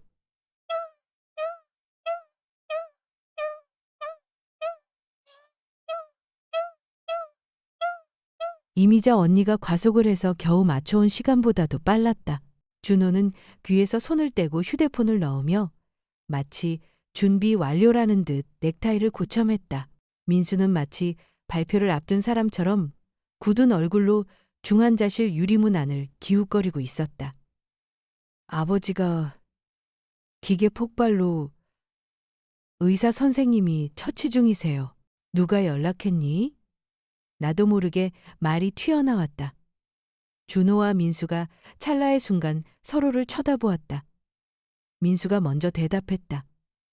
병원에서 형 다음으로 저한테 전화했어요. 누구 다음? 형 다음이요. 나는 더 캐묻지 않았다. 그럴듯한 대답이었다. 하지만 그 찰나의 순간은 잘못 조여진 나사처럼 무겁게 내 귓가에 떨어졌다. 중환자실 문이 열리고 간호사가 문을 밀며 빠르게 말했다. 가족 한 분만 5분 들어오세요. 나는 안으로 뛰어들어갔다. 나의 박영수는 온갖 선들 사이에 누워 있었다. 거대한 모니터, 탁한 흰색의 호흡기, 어깨부터 몸 절반까지 덮인 붕대. 그의 피부는 번진 붉은 자국들로 검게 변해 있었다. 기계음은 실처럼 가늘고 규칙적으로 울리며 인간의 것이 아닌 박자로 생명을 연장하고 있었다. 나는 드러난 그의 손에 얼굴을 가져다 댔다. 예전부터 내가 알던 그 건조하고 따뜻한 손 그대로였다. 다만 손등 혈관에 꽂힌 수액 바늘 때문에 피부가 살짝 부어 있었을 뿐. 영수 씨. 나는 속삭였다. 기계는 여전히 울렸다. 문득 그의 손이 아주 희미하게 마치 송계 추모공원에서 누군가 상복자락을 만지듯 나를 쥐었다. 나는 숨을 멈췄다. 여보, 나 여기 있어요. 들려요? 또 한 번 가벼운 수축. 그리고 정적. 나는 그의 귓가에 입을 바싹 대고 말했다. 나 걱정하지 마요. 내가 집 지킬게요. 내가. 간호사가 내 어깨에 손을 얹으며 시간이 다 됐다는 신호를 보냈다. 나는 진실을 찾겠다는 말을 채 마치지 못했고 문은 닫혔다. 나는 아무도 보지 못한 그 온기, 그 악력 하나만을 품에 안은 채 문 밖에 섰다. 중환자실 복도는 차갑고 하였다. 플라스틱 의자는 딱딱했다. 구석에서 작은 난방기가 윙윙 소리를 내며 돌아갔지만 소독약 냄새를 이기지는 못했다. 준호가 나를 의자에 앉히고 물병을 열어 텔레비전 속 위기대처 지침처럼 내 손에 쥐어주었다. 엄마, 일단 진정하세요. 입으로는 위로했지만 그의 귀는 휴대폰 쪽으로 기울어 있었다. 2분도 채 되지 않아 민수가 속삭이는 소리가 들렸다. 형, 보험 5천만 원 확인했어. 산재도 가능. 나는 고개를 돌렸다. 뭐라고? 아, 그게 중환자실 비용 필요할까봐 미리 알아보려고. 준호가 회의실에 누군가처럼 목소리를 낮췄다. 어머니, 걱정 마세요. 서류는 제가 다 관리할게요. 지금은 아무 걱정 마세요. 나는 고개를 끄덕여 넘겼다. 하지만 머릿속에는 이미 못 하나가 밝혔다. 예후보다 먼저 나온 보험. 의사 박상윤이 수술모를 쓴 채 마스크를 턱까지 내리고 피곤한 눈으로 나왔다. 환자분은 흡입 손상과 골절, 그리고 뇌 손상이 의심되는 소견이 있습니다. 지금은 진정제를 투여 중이고 경과를 더 지켜봐야 합니다. 나는 낯선 사람이 내 몸을 빌린 듯한 목소리로 물었다. 희망은 있지만 가족분들께선 마음의 준비를. 뒷말은 흐려졌지만 나는 준비라는 말을 똑똑히 들었다.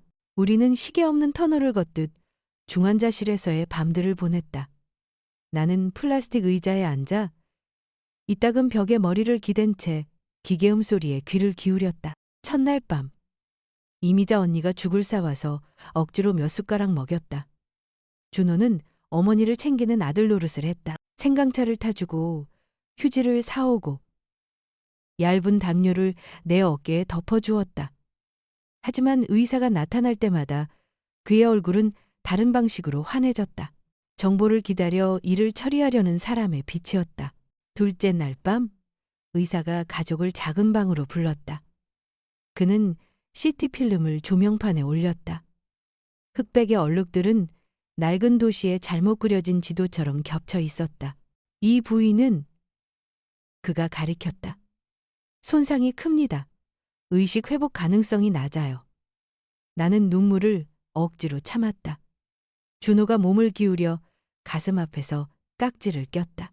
선생님, 이 상태가 계속되면 비용이. 형! 민수가 형의 팔을 잡아 끌며 신호를 보냈다. 하지만 이미 늦었다. 질문은 입 밖으로 튀어나와 유리벽에 부딪혔다가 다시 내 가슴으로 튕겨 돌아왔다. 죄송합니다, 선생님. 그냥 대책을 세워두려고요. 보험이나 비용 문제는 상담실에서 지금은 환자 안정이 우선입니다. 나는 준호를 보았다. 그는 다 계산해뒀다는 눈빛으로 답하고는 민수에게 돌아섰다. 나는 플라스틱 바닥 위로 의자가 끌리는 소리를 들었다. 셋째 날 밤 의사는 예후가 나쁘다고 말했다. 나는 5분만 혼자 들어가게 해달라고 부탁했다. 병실 안은 모니터가 울리고 호흡기가 움직이고 흰 조명이 차가웠다.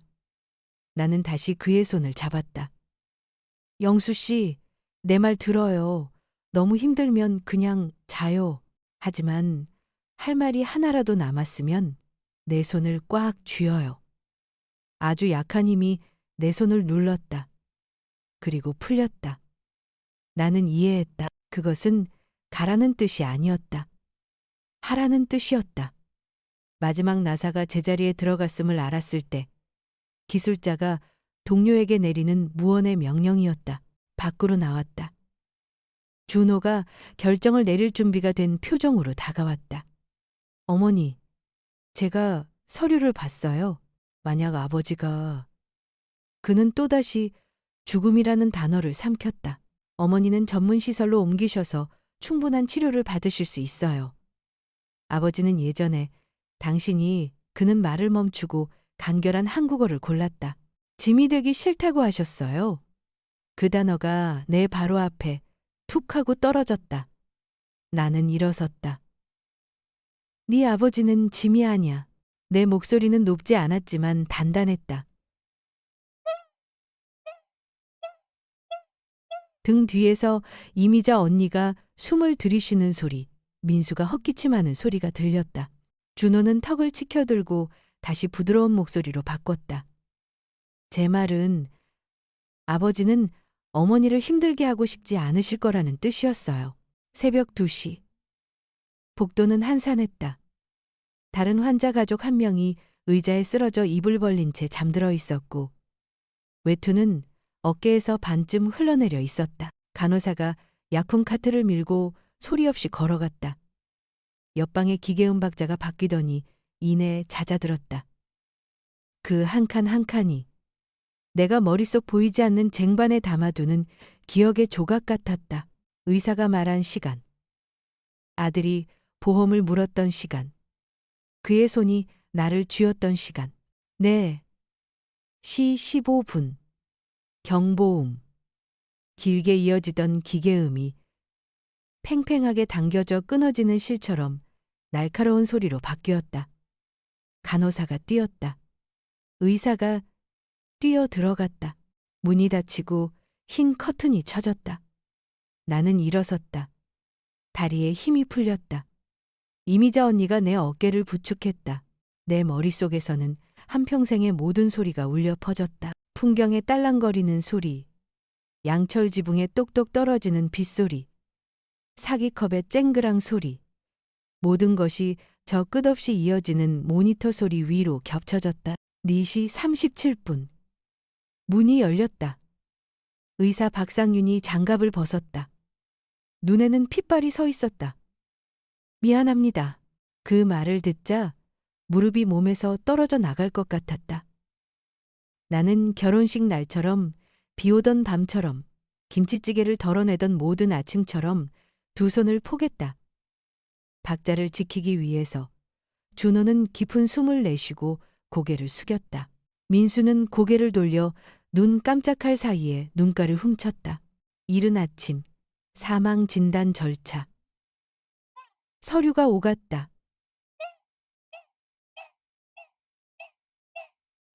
준호는 꼿꼿이 서서 차분한 목소리로 계속 전화를 걸었다.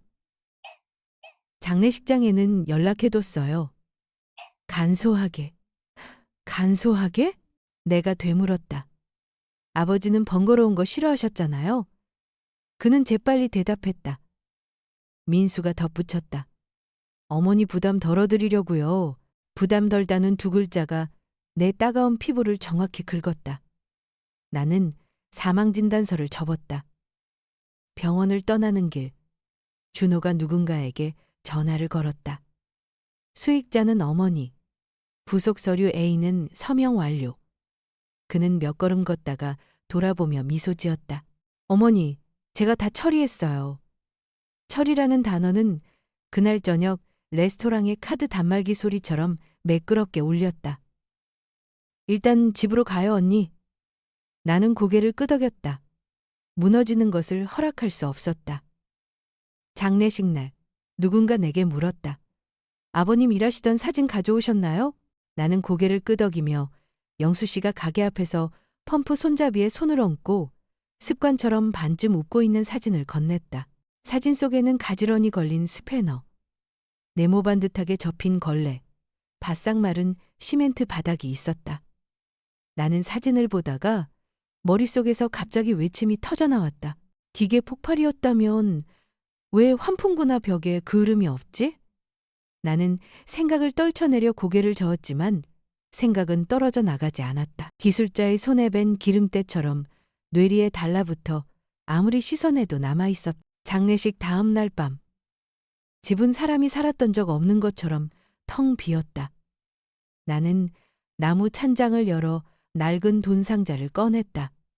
돈을 세기 위해서가 아니었다. 상자 뚜껑에 손을 얹고 돈으로는 효를 살 수 없어라고 말하던 영수 씨의 손길을 기억하기 위해서였다.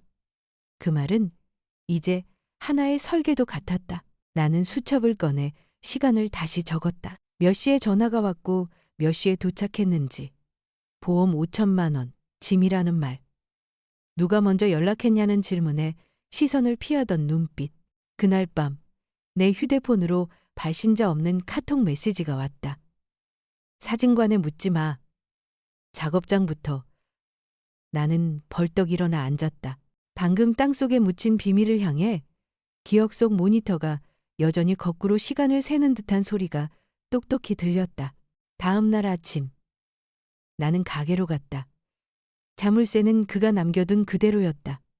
안은 지나치게 깨끗했다.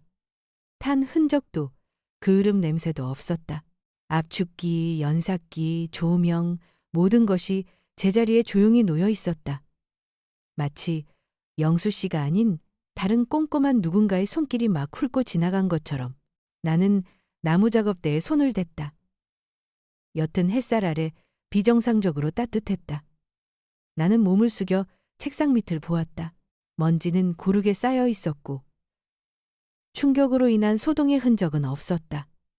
선반 위 기름때 닦는 데 쓰는 메탄올 병이 반쯤 비어 있었다.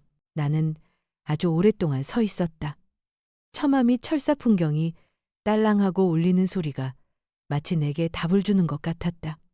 폭발이 아니었다. 집으로 돌아오니 준호가 툇마루에 앉아 기다리고 있었다. 셔츠, 짙은 색 바지, 손에는 새로운 서류 뭉치. 어머니, 저 내일부터 바빠요. 가기 전에 몇 가지 마무리하고 싶어요. 집을 파시든지, 임대를 주시든지. 어머니를, 나는 손을 들어 아들을 멈췄다. 49제 지나고 이야기하자. 하지만 어머니, 나중에. 나는 아들의 눈을 똑바로 보았다. 그 안에 비친 내 모습이 아주 작았다.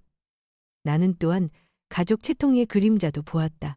흠집 하나를 가리기에 충분한 반짝이는 그림자. 밤. 나는 이 나간 사기컵을 책상 위에 놓고 뜨거운 물을 부었다.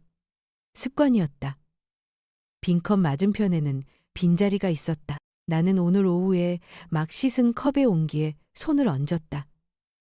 침묵 속에서 그가 내 손에 남기고 간 하라는 말을 다시 들었다. 무엇을? 집을 지키는 것, 진실을 찾는 것. 나는 눈을 떴다. 시야는 더 이상 눈물로 흐릿하지 않았다. 더 맑고 더 날카로워졌다. 중환자실의 피해자에서 나는 새로운 역할로 옮겨갔다. 기록하는 자. 그리고 나는 세기 시작했다. 돈이 아니라 조각들을. 누가 먼저 와 있었는가? 누가 보험을 물었는가? 누가 짐이라고 말했는가? 누가 간소한 장례를 택했는가? 비어있는 메탄올 병. 폭발 흔적 없음. 나는 조각 하나하나를 쟁반에 올려놓고 서로에게 조심스럽게 밀어붙였다. 딸깍, 딸깍. 책상이 아주 미세하게 진동하는 것 같았다. 마치 오래전 양철 지붕의 빗방울이 내가 놓아둔 대야에 정확히 떨어지던 날처럼 이번에는 피하지 않았다. 나는 일어섰다. 박영수는 사시 37분에 떠났지만 그의 비밀 명령은 내 손바닥에 남아 있었기 때문이다. 그리고 내 아들들이 방금 내게 보험이라는 낯선 언어를 보여주었으니 나는 그들에게 진실이라는 언어로 답할 것이다. 가게에서부터 시작해서 그 다음은 은행, 그 다음은 병원, 기계음은 멈췄다. 하지만 풍경의 딸랑 소리는 남아 있었고 그 소리는 내가 바람을 따라 뿌리까지 찾아가기에 충분했다. 아마 99%의 분들은 여기까지 들으시고 가벼운 한숨과 함께 좋아요나 구독 버튼도 누르지 않고 그냥 지나치시겠죠? 정말 딱 1초면 되는데 말이죠. 지금 당신이 계신 곳은 몇 시인가요? 그리고 어디에서 이 이야기를 듣고 계신가요? 나는 수십 년간 영수 씨가 서류를 소중히 보관해온 침실의 나무 금고에서부터 다시 시작했다. 열쇠는 늘 있던 반지꼬리함에 있었다. 금고를 열자 오래된 종이 냄새와 녹슨쇠 냄새가 뒤섞여 심장이 오그라들었다. 서류 뭉치 속에서 붉은 직인이 찍힌 생명보험 계약서가 눈에 띄었다. 가장 최근의 변경 사항이 적힌 페이지를 펼쳤다. 보장 금액 변경. 500만 5천만 원. 6개월 전. 아래 서명은 분명 그의 이름이었지만 필체는 떨리고 있었고 평소에 단단하던 습관과는 전혀 달랐다. 수익자란에는 내 이름이 첫 번째로 적혀 있었지만 그 아래 작은 주석에는 이렇게 명시되어 있었다. 아내가 수령하지 못할 경우 수익자는 장남 박준호가 된다. 나는 침대 위에 주저앉았다. 온 방이 기울어지는 듯 했고 차갑고 고요한 종이 한 장만이 제자리에 있는 것 같았다. 다음 날 아침 나는 우리가 젊은 시절부터 돈을 맡겨온 송계리 은행 지점으로 향했다. 영수 씨가 미리 만들어둔 위임장 덕분에 거래 내역서를 요청할 수 있었다. 지점장인 김 과장은 안타까운 눈빛으로 나를 보더니 내역서를 출력해 주었다. 최근 6개월간 3차례에 걸쳐 큰 액수의 현금이 인출된 기록이 있었다. 100만 원, 300만 원, 그리고 400만 원. 모두 창구 인출. 즉, 창구에서 직접 찾아간 돈이었다. 나는 전표사본을 요청했다. 그 위에도 박영수라는 서명이 비뚤어지고 기울어진 채 남아 있었다. 한 전표에는 연필로 쓴 내부 메모가 있었다. 아들 동행한 마남. 김 과장은 망설이다가 나직이 말했다. 제가 이런 말씀을 드려도 될지 모르겠지만 준호 씨가 아버님과 함께 온 것을 본 것 같아요. 아버지가 안경을 잊으셔서 대신 읽어드린다고 하더군요. 영수 씨는 안경을 잊고 외출하는 법이 없었다. 은행을 나와 곧장 가게로 향했다. 자물쇠는 그대로였다. 안은 환했고 기계들은 줄지어 있었으며 시멘트 바닥은 마른 채 그을린 흔적 하나 없었다. 선반 위 메탄올 병이 반쯤 비어 있었다. 뚜껑을 열자 톡 쏘는 알코올 냄새가 코를 찔러 눈이 시렸다. 그들이 사고 소식을 전하던 날 말했던 폭발 사고의 흔적은 이곳 어디에도 없었다. 바로 그때 전화기가 울렸다. 모르는 번호로부터 온 카톡 메시지였다. 나는 가게 의자에 주저앉아 메시지를 3번이나 거듭 읽었다. 메탄올. 폭발이 아니었다. 그리고 신고 없음. 나는 즉시 병원 근처 지구대로 갔다. 예전에 내게서 김밥을 여러 번 사갔던 오순경이 나를 알아보고는 고개 숙여 조의를 표했다. 나는 단도직입적으로 물었다. 지난주에 저희 가게에서 난 산재나 폭발 사고 신고가 있었나요? 그는 컴퓨터를 조회하더니 짧게 답했다. 없습니다. 없다고 했다. 내가 재차 묻자 그는 안타까운 눈빛으로 고개를 저었다. 그는 목소리를 낮춰 자신이 본 기록에 중독이라는 단어가 있었으니 진료기록 요약본을 받아보는 게 좋겠다고 조언했다. 나는 메모리얼 병원으로 가서 신분증을 제시했다. 직원이 내게 요약본 한 장을 건넸다. 진단명, 메탄올, 중독, 의심, 산소치료, 진정제, 투여, 가족 요청으로 경위 비공개. 나는 쓰러지지 않기 위해 카운터에 손을 짚어야 했다. 메탄올, 그리고 더 중요한 것, 가족의 요청으로 비밀에 붙인다. 어떤 가족?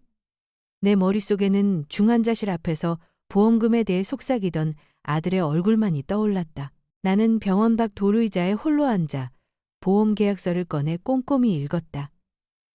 면책 조항에는 이렇게 명시되어 있었다. 중독의 경우 의사의 확인 소견이 있으면 보험금이 지급됨. 심장이 무겁게 가라앉는 것을 느꼈다. 즉, 영수 씨의 죽음이 메탄올 중독으로 처리된다면 보험금은 여전히 지급된다는 뜻이었다. 그리고 그 수혜자는 내가 아닐 수도 있었다. 합법적인 길이 미리 준비되어 있었던 것이다. 그날 밤 집에 돌아와 다시 금고를 열었다. 작은 예금 통장 사이에서 종이 한 장이 떨어졌다. 남편의 서툰 필체였다. 준호가 보험 올리자 함 이유? 순회 위에 마음 불편. 이 글을 읽는 순간 나는 입술을 깨물었다. 그 짧은 문장은 마치 마지막 전언처럼 내가 끝까지 가야 할 임무를 남기고 있었다. 다음 며칠 동안 나는 다시 은행에 들러 보험 증액 절차를 밟았던 사람에 대해 물었다. 그들은 준호와 지연의 결혼식 2주 후 한 상담원이 처리했다고 알려주었다. 시점은 내 모든 의심과 맞아떨어졌다. 나는 부엌에 앉아 모든 서류를 식탁 위에 펼쳐놓았다. 필체가 흔들린 보험계약서, 현금 인출 내역서, 중독이라 적힌 병원 기록, 그리고 영수 씨의 손글씨 메모, 조각 하나하나가 어두운 그림으로 맞춰졌다. 사고는 없었다. 차가운 금융계획만이 존재했다. 서류를 정리하고 있을 때 전화기가 다시 울렸다. 같은 번호였다. 이번에는 흐릿한 사진 한 장이 첨부되어 있었다. 시내에 있는 한 사설 탐정 사무소의 간판이었다. 나는 휴대폰을 꽉 쥐었다. 이제 나는 더 이상 단순히 식탁을 닦고 국을 끓이는 주부가 아니었다. 나는 증거를 가진 사람이 되었다. 가벼운 밤바람에 처마 및 풍경이 짤랑거렸다. 나는 식탁 위 이나간 사기컵을 보며 마치 영수 씨에게 말하듯 속삭였다. 제가 다 봤어요. 메탄올과 가족이라는 단어만 있었을 뿐 제가 끝까지 갈게요. 노인들이 바둑을 두러 모이곤 하던 동네 한적한 찻집이 오늘따라 이상하리만치 조용했다.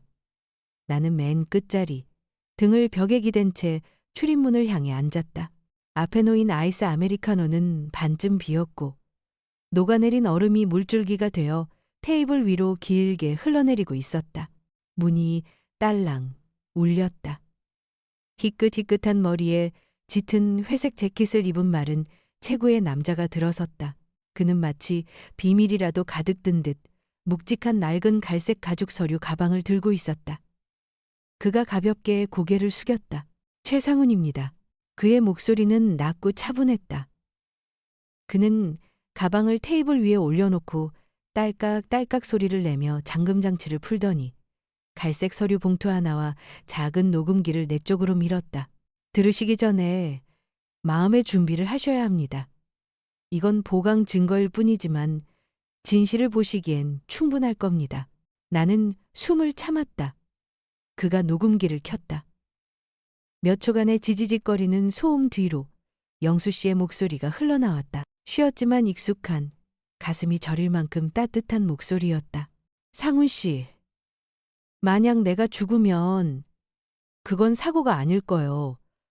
준호놈이 자꾸 보험금을 올리라고 닥달해. 순애를 위해서라는데 영 마음이 불안해. 요즘 들어 메탄올 이야기를 자꾸 꺼내는데 원래 작업장에서나 쓰는 물건이거든. 나 좀 잘 살펴주시오. 나는 테이블 모서리를 꽉 쥐었다. 중환자실에서의 밤들이 한꺼번에 밀려왔다. 나를 쥐었다 놓던 그의 손. 이제야 알 것 같았다. 그것이 마지막 당부였다는 것을.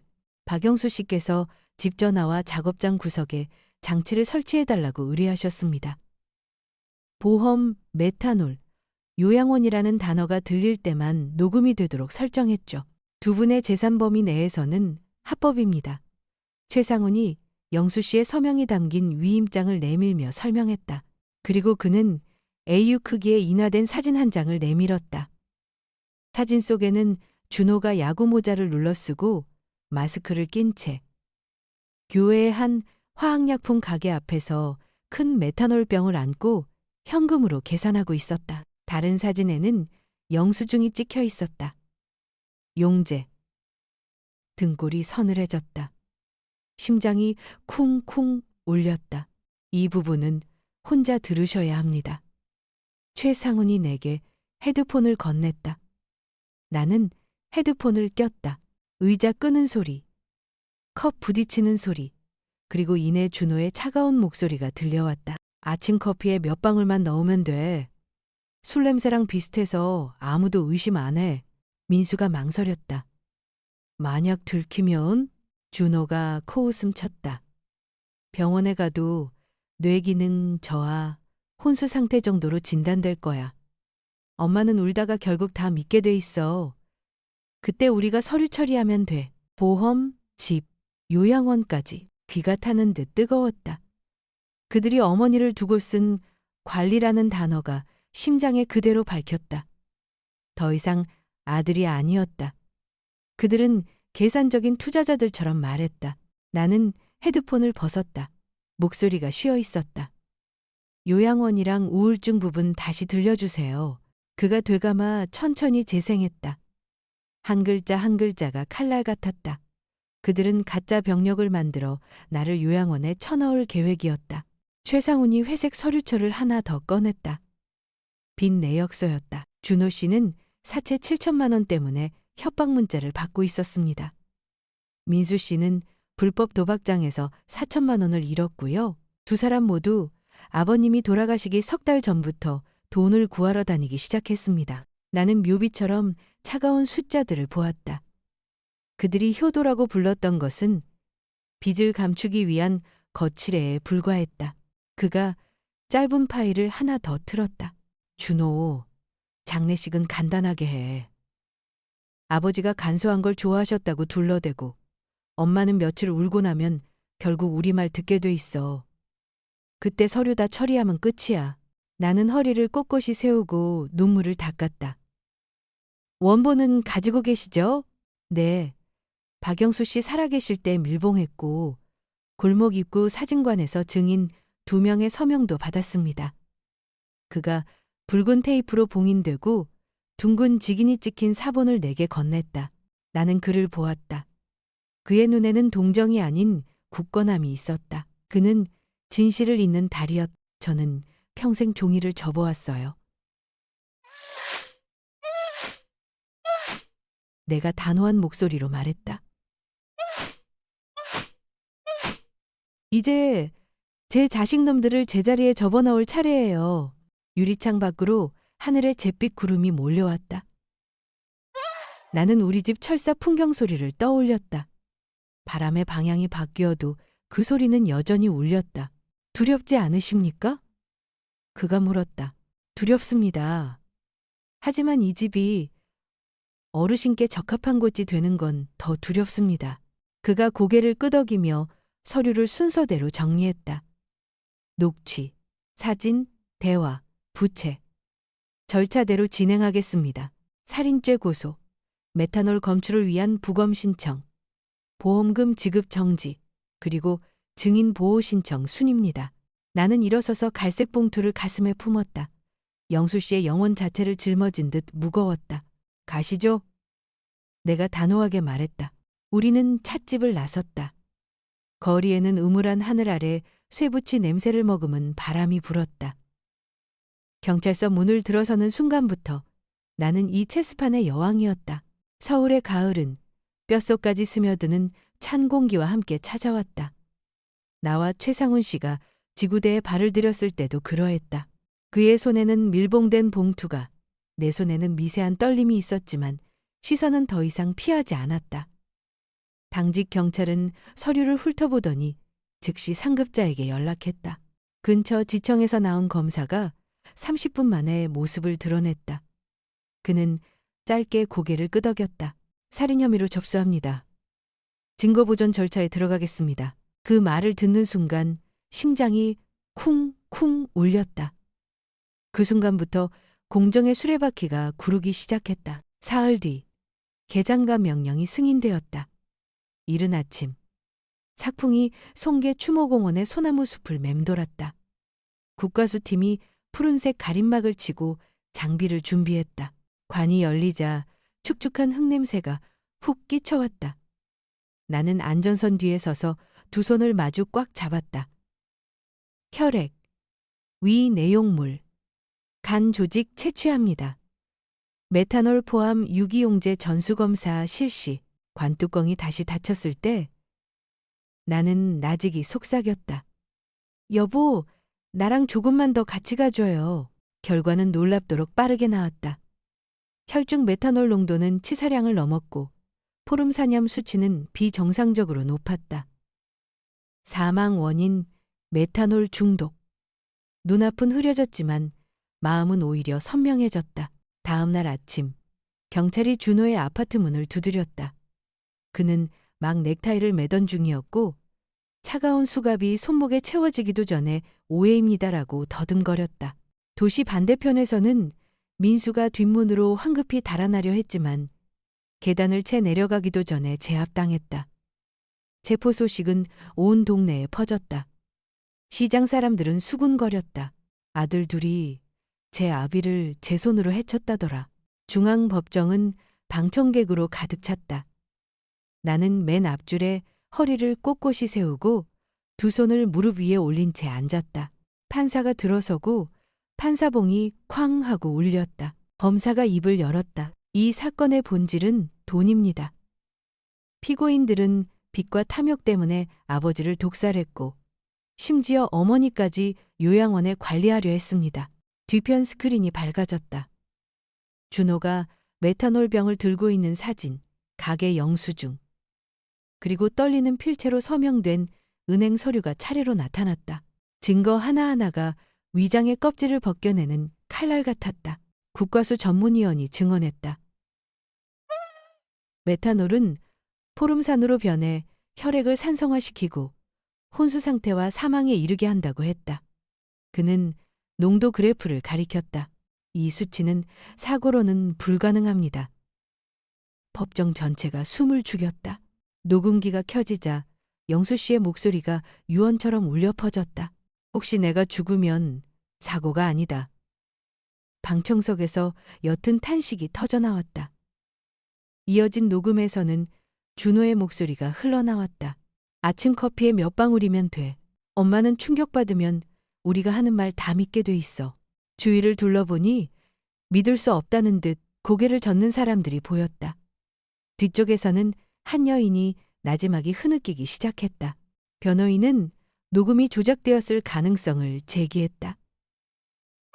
하지만 검사는 직인이 찍힌 밀봉된 원본과 국과수의 메타데이터 확인서를 증거로 제출했다. 변론은 힘없이 무너졌다. 내 차례가 되어 증인석에 섰다. 나는 비가 새던 양철 지붕에 대해 중환자실에서 나를 쥐었다 놓던 그의 손길에 대해 이야기했다. 눈물이 아닌 기억으로 말했다. 나는 두 아들을 똑바로 쳐다보았다. 당신들은 당신들 아버지를 짐이라고 불렀겠지요. 하지만 내게 그 사람은 집의 기둥이었습니다. 준호는 고개를 깊이 숙였고 민수는 방향을 잃은 사람처럼 멍하니 앉아 있었다. 사흘간의 재판은 팽팽한 현처럼 긴장감 넘쳤다. 마침내 판사가 판결문을 들고 단호한 목소리로 낭독했다. 피고인 박준호, 박민수, 살인죄 유죄, 무기징역에 처한다. 단 30년간 가석방을 허용하지 않는다. 마지막 쾅소리가 법정 안에 울려 퍼졌다. 준호는 그 자리에 주저앉았고 민수는 얼어붙었다. 법정은 웅성거림으로 술렁이다. 이내 잠잠해졌다. 나는 눈을 감고 깊은 숨을 내쉬었다. 정의가 제 이름을 찾았다. 그날 밤 집에 돌아와 영수 씨가 쓰던 이 나간 사기컵 옆에 판결문 사본을 놓았다. 창문으로 들어온 바람이 철사 풍경을 딸랑하고 흔들었다. 나는 나직이 말했다. 여보, 이제 당신의 억울함이 풀렸어요. 이번 눈물은 짜지 않았다. 한바탕 싸움의 먼지를 씻어내고 내 마음을 강철처럼 맑고 단단하게 남겨두는 초가을 비처럼 맑았다. 아마 99%의 분들은 여기까지 들으시고 가벼운 한숨과 함께 좋아요나 구독 버튼도 누르지 않고 그냥 지나치시겠죠. 정말 딱 1초면 되는데 말이죠. 지금 당신이 계신 곳은 몇 시인가요? 그리고 어디에서 이 이야기를 듣고 계신가요? 재판이 끝나고 두 번째 봄. 나는 영수의 낡은 작업장으로 돌아갔다. 한때 기계 소리로 시끄럽고 기름 냄새가 진동하던 곳은 이제 얼룩진 벽과 낡고 해진 시멘트 바닥뿐이었다. 나는 그 빈 공간 한가운데 한참을 서서 눈을 감았다. 점심을 가져오라던 그의 목소리가 들리는 듯했고 양철 지붕 아래로 쏟아지던 노란 불빛이 보이는 듯했다. 하지만 이내 눈을 뜨고 시장에서 막 사온 작은 국화 모종이 담긴 쟁반을 땅에 내려놓았다. 여보, 이제 이곳에 꽃을 피울게요.